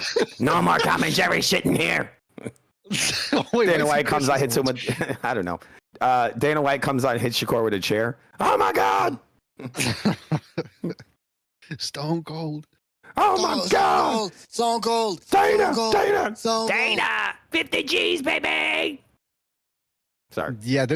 Wait. That the fighters they have to agree. Sometimes they can protest the selection of a referee, right? Like when Kovalev was gonna fight Canelo, and they were gonna give him who was the referee that let Ward hit him in the balls in the rematch? Tony Weeks. Tony Weeks. Tony Weeks. Yeah. So he complained about Tony Weeks, and then they put in Mora. They put in Mora, the guy that let Abner Maris hit Agbeko 50 times in the balls. Oh, it's almost like they were telling him, "Fuck." That's what they were letting him know. I was like, "Hey, this is what you get for talking." You're not in control. That's right. You think you're in control? Yeah. We are in control. You feel in control. You feel in control. We are the Borg. We trolled them. Yeah, by the way, a lot of people, again, in the build-up to this fight, a lot of people are talking about Shakur Stevenson running, and somebody encapsulated what I was trying to say very well. I mean, they really did a good job sorting to the BS. They said, instead of calling it, no, it wasn't you, but it could have easily been you. Yeah, but he said, instead of running, they just call it what it is, which is, it's true, it's non-engagement. Because whether you're this is what I've been saying. Yes, it's there. You go. It's a contest. You cannot run like that. They need something to score. Whether you're dipping below the waist and letting the other guy run into you, whether you're clinching, whether you're running, whatever, it's non-engagement, and it is against the rules. It says so in the manuals. It's against the rules. And Steve Kim just recently put out a tweet saying that he was reading a book about Alan Minter, former middleweight champion. He's the guy that lost to Hagler, and then it caused a riot in the British arena. Apparently, he got disqualified early in his career for non-engagement. So, of course, it's a precedent. We already knew that, but we just got to find this example so that we bring him up to these people that, like Naji from Cigar Talk, don't let these promoters dissuade you from fighting your fight. Fucker, you're not do you not know the rules? You interview all these fighters and you don't know the rules? Can we have like an abbreviation? Can we have like a way of saying non-engagement, NE? On non-engagement. Wait. NEA. Why the N? Why with an N? Why something that's got an N in it? I mean, come on. Exactly. No, I'm just saying. This guy always got it. Exactly. You're just saying. No, you don't even get my point. It's not even racist.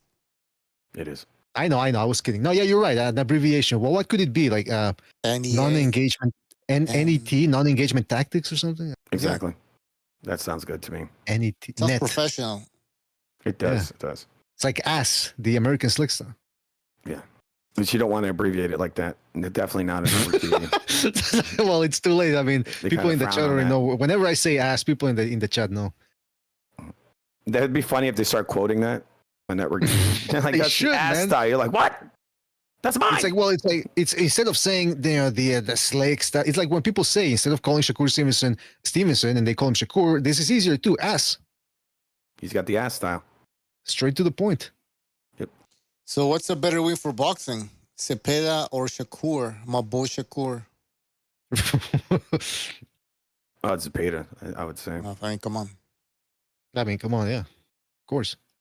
But it is interesting, though, because they're still talking about Shakur Stevenson versus Tank Davis. I don't even know if that... is Tank Davis going to fight Roach? Because a couple of weeks ago, we'd heard that it was going to take place in August. I heard it is. It is happening. That's his next fight. So it's probably going to be late August, right? Because we're already in July. Yeah. Wasn't there another PBC fight in the last 2 years when they really started crumbling that they announced a fight at the last minute, but it turns out that they had already told the fighters, hey, listen, just start training. We're going to announce the fight soon. Yeah, that's weird. Maybe that's what they're doing with these two guys. I don't know. Could be. Tank needs to sauce up a little bit, maybe. Yeah, maybe. Matias versus Puello. I don't know about Puello, man. Puello's not like Paro. The way he kept Matias at bay was with nonstop throwaway shots and a lot of clinching. Should have been disqualified. But Puello's not that type of guy. So I don't know how that's going to play out. Kataev versus Morel. Ooh, that's going to be a good one. Oh, we got a phone call here. 909, you're on the air. 909. Jesus. Hey, yo, what's up? BDA, that was Bucho. What's up, Bucho? Yo, what's up? Who is this? Can you hear me? Yep. You're This on is line in. Phil Miles, You're not on line but in. you We can call hear me P Oh. Trauma. Oh, wait, hold on. Kid Trauma. Let me just do something here. Kid Trauma. Is it the guy's name? You guys are getting a prediction already? Go ahead, Kid P Trauma. Trauma, like the letter P. Oh, P Trauma. Go ahead. All right, yeah, I wanted to get my prediction. Yeah, go ahead. Yeah, I got Zepeda by split decision. Okay. How? Break it down. All right, I think that Shakur is slippery enough to stand his ground and fight on the inside. But I think that Zepeda's volume is going to make Shakur shit his pants a little bit. And he might resort to running. If he does, I think that Zepeda can edge it. But I think a little bit of the sizzle came off of Camaron these past two fights with Farmer because he didn't look as dominant. When he beat Jojo Diaz, he looked like a damn good fighter. So, yeah, that's my prediction. A little bit of a breakdown. Long-time listener, first-time caller. Oh, well, thank you for calling, man. Thank you for finally calling. You want to give us your prediction on these other fights? Puello, Matias, Shiraz, Berlanga? Yeah. I think Matias is on his last legs. I think Puello is a better boxer and can edge it. Berlanga and Hamza. I like how PDA says it. Hamza. I got Berlanga by knockout. I think that Hamza lacks a little bit of the dogometer, and he's at I think balls. Berlanga's Actually, I heard probably going to stop him. I heard he's a female to male. And I think Adonis got robbed. I think maybe if Adonis turned it on a little bit more, he could have knocked him out. But yeah, that's what I got for the up and comers. All right. Well, thank you for calling. Call back again next time, all right? Yeah, man, I go by Phil Miles in the chat too. Oh, okay, I've seen you. But yeah, thanks for letting me get my permission. Well, thanks for listening to the show. Yeah, I'm from the LA area, man. I live in La Puente, and I go to some of the fights sometimes. All right, So, try to join the Open I like Lines what you show. guys do, man. Try to join the Open Lines show. All right, take care. All right, Wait a minute. Did he say Phil Miles, Bucho? Yeah. I thought that was Pigeon for. I thought that was Pigeon as well. Yeah, I thought that was Pigeon for a long time. I think maybe Pigeon's name is Giles. You know, like a British guy. Was he saying his name was Phil McGroin? Yes. I don't think he said that. Why would Because there's a profile that goes around too. I think he's a Fed. I think he's a Fed. Butcher's got the slick doggometer there. I didn't know you added the visuals there in the background. Oh yeah. Wow. Let's go. Boy. Oh, you got to. We can't see that, Bucho. Oh, hold on. Well, you got to turn the screen on, motherfucker. Damn. Can you motherfuckers hear me? Discover urban. Well, is it like a rock star from the 90s? My new album coming out. I don't like to talk politics. We don't talk politics here. It's called Roy Fuckers. Hey, you know, there's a guy there from the, I think I mentioned before, there was a guy from the, I don't know if you guys know the band Killing Joke. Yeah, it was funny. I was thinking that when you said that. I was thinking you would say that. Do you know that the lead singer, I forget the guy's name, every time they interview him, these young kids, they try to interview him, like, what's your musical influence, blah, blah, blah. The guy's answer always swerves to, you know, it's because the WBF fuckers out there trying to kill humanity. And he always swerves into, like, we're dead. We're fucking dead. Do not fucking understand. We're going to die. Yeah, it's pretty funny. You see these kids, they don't know what the fuck he's talking about. He's always talking about, you know, the trial. Yeah, I responded to it in my stream because you talked about it. I said Dave Grohl's on this album. He really is injecting some good drum tracks into this new album, just like we're being injected with poison. You idiots! Oh man, I gotta check that out. Yeah, that's what I said because I saw in the comments you brought it up. I thought that was funny. He's always he could say anything. He could say, "Hey, so what did you how did you like it'll be Gordon Ramsay. He'll say, "So how did you like the steak?" And he'll be like, "Yeah, I liked it just like I liked not being injected with poison." Yeah. I hope you enjoy steak because we're not going to be eating it anytime soon. If they get the fucking WF fucks get their way, it's like, all right. Exactly. Yes. You donkey. I don't know what the fuck you guys are talking about. He says you donkey. Talking about Killing Joke. Killing Joke. Oh, Killing Joke. Yeah, they're pretty cool. I like Killing Joke. I've seen them live before. We got the Telkines jumping in. I've seen them live in concert, people. Can I give my predictions for the fights real quick? Yes, sir. I'll allow it. All right. Will you? How gracious. Okay, I got Zepeda right there by split decision, but I think I also have I think Berlonga's gonna get a knockout. But see, this is the thing though, dude. Actually, you know what? I'm gonna change that. Oh my god. I don't know, dude. How dare you? What's happening? Okay, so Who's gonna take a deep breath. I got Matthias losing to Puello, right? UD. I think he's like too big. Oh, we got a caller? No. I said take a deep breath. Oh. Relax. No, because it's my I broke the matrix and I found my way on the show. So look, just breathe. People were thinking about, you know, how people were mentioning before about, you know, the fights with Canelo and how many more fights he has left with Turkey, and I was thinking that you know, he's doing a one-off deal with Benavidez, and I was thinking that maybe Turkey's gonna, at the end of this deal with Canelo, he's gonna try to make him leave with a loss, so then he can build off that win later on. And I was thinking maybe he's trying to build a bridge again with Benavidez, but also what makes more sense to me now is I think we talked about it before, right, last week or in the last episode, where, you know, this dude mentioned I mentioned before that he's gonna want a Muslim pound for pound fighter on that list. And Hamza Shiraz is the guy. So now he's fighting an opponent that's common with Canelo and Berlanga. He gets past this test. He waited another 2 years, give Canelo 2 more hard fights. And then before Canelo leaves the Riyadh season deal, he let him fight Hamza Shiraz at the end of it, try to get a win off him and put him on the pound for pound list, right? So I originally had Berlanga winning by knockouts, but because of all that right there, I want all my shit to come true, whatever. I'm gonna get Shiraz by UD. Isn't it amazing how there could be something to what you're saying there, so it's very intricate theory. Why? I mean, it's interesting because the only thing that, if you think about it, that they have in common between the Sheikh and the Shiraz is Islam.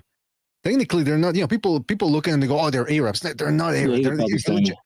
Yeah, genetically, if you look at them, they're very different.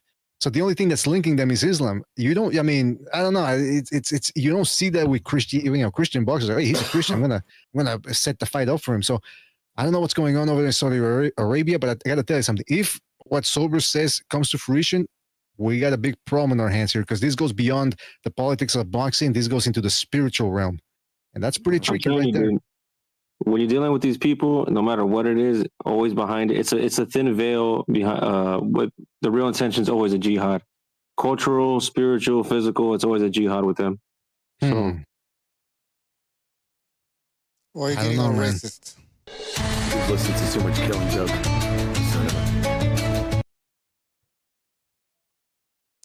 All right, nobody's calling. Phone lines are open, people. Phone lines are open. Yeah, in regards to that Matias Puello fight, that's the one that I'm interested in the most, because it's got some potentially incendiary implications here. You got the Dominican Puello versus the Puerto Rican Matias. That's something that people aren't focusing on, and it's in New York. Sizable Dominican and Puerto Rican population. Could get hot if you ask me, in the crowd. Could get very, very I don't know. People could get violent. So just watch out. Shakur will stink us all out. Well, that's after. I mean, that's after the Puyo fight. Oh shit! Is that the fight was started already? What's going on? I don't know. Duck down, Sober. Duck down. They found Bucho. That Sober spoke too much. He's like, you know too much. Bucho was broadcasting via satellite phone over there. What the fuck did I do? Starlink. Maybe we should end the show. I think it's been like a while. Well, Telkines just jumped in. I don't know if he's got something to say. Telkines, go ahead. Well, he gave us his prediction already. Let's check it out.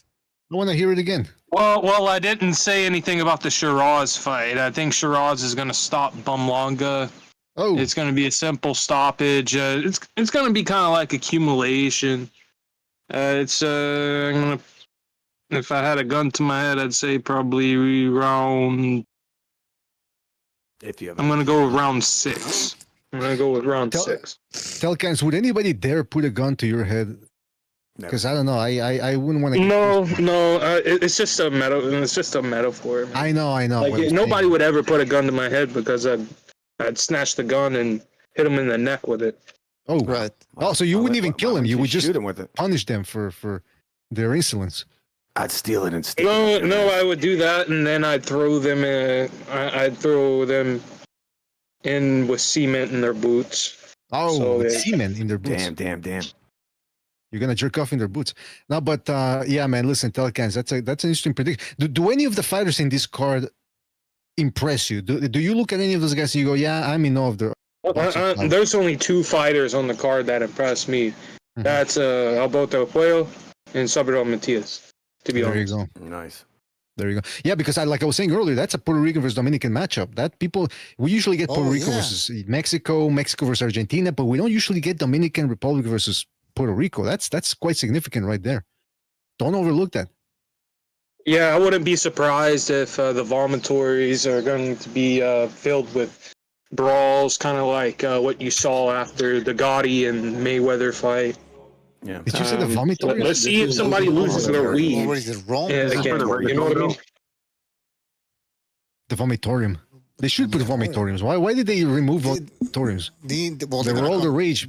They were all the rage back in 280 AD. They really need them. I mean, you ever went to like freaking Red Lobster and ate too much of the breadsticks? And your steak shows up. A vomitory is in a stadium, guys. You don't know what a vomitory is. Yeah. Well, I mean, it's like when they used to have the feast, right? They would throw up and eat more.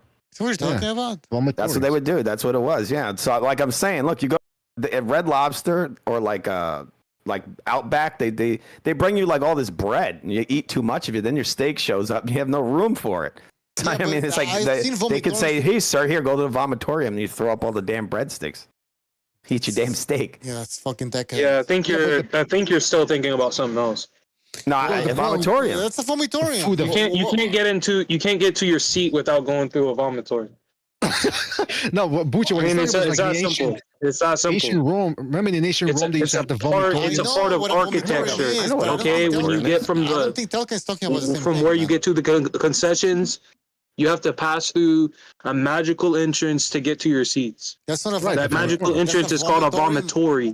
Oh, Not it should be the vomitory. But it should be, but it should. What I'm saying is, it should be the vomitorium because look, we got to change a couple of things now. Now that we've mentioned it, okay, no more stalling in boxing and bring back vomitoriums. That's the two things we're gonna push on this show. Yeah, I mean, you're just mad because Shakur is going to use that wonderful slick footwork, and hopefully he does the perfect match.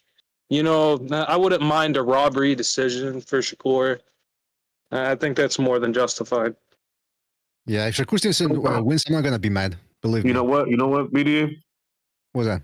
I hope Shakur wins. He does a masterclass performance, and then Zepeda robs his ass. that would be hilarious, man. Because he throws more punches. That's what I was saying earlier. Like when Lomachenko got robbed against Haney, people said, "Hey, people called in. Hey, it's the judges. You can't go against the judges. Can't argue against the judges." Well, let's see if they keep the same energy if this happens. Hey, by the way, if Zepeda low blows Shakur, that's his best bet right there. Go low blow for low blow. I want to see them going back and forth, low blow for low blow. It's like that scene in Bloodsport, you know, when Van Damme's trading body kicks with that guy. Yeah, you know when he beat the big guy. You remember when Dukes beat the big guy by the groin shot? That was legendary, bro. Yeah, they're going back and forth with the low blows, blow for blow. Where is tell guys? Where are you? Always sounds like you're in a garden or something, like a Babylonian garden or something. There's always birds. There's plants. You can hear the wind. Yeah, man. Yeah, man. I'm in paradise, bro. He's in a barn. I'm in paradise. He's in a barn. He's in a barn. He's gonna reduce it to a barn.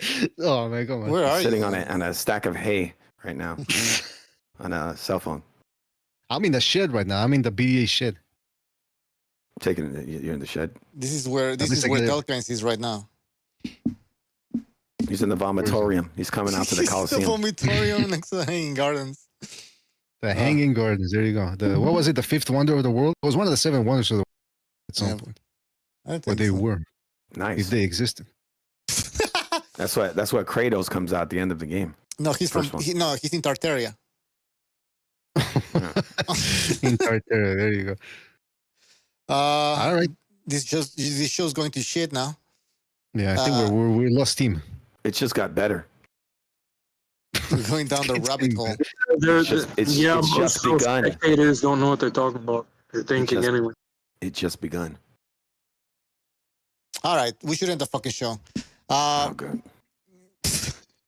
All right, guys. Thank you for being on the show. We'll see you next time. Take care. Everybody on YouTube, really appreciate your support, all the super chats. Domadrasos provided us with a juicy super chat. Everybody else as well. I think I can see who's... Wait, hold on. I can see who super chatted. Maybe not. But I know who you are. And I really appreciate your support. The likes, they always help. I'm working on another video, a Shakur Stevenson video. Sorry, Shakur Stevenson.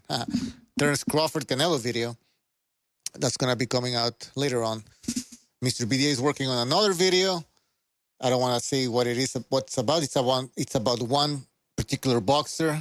That documentary apparently is going to be like more than 30 minutes.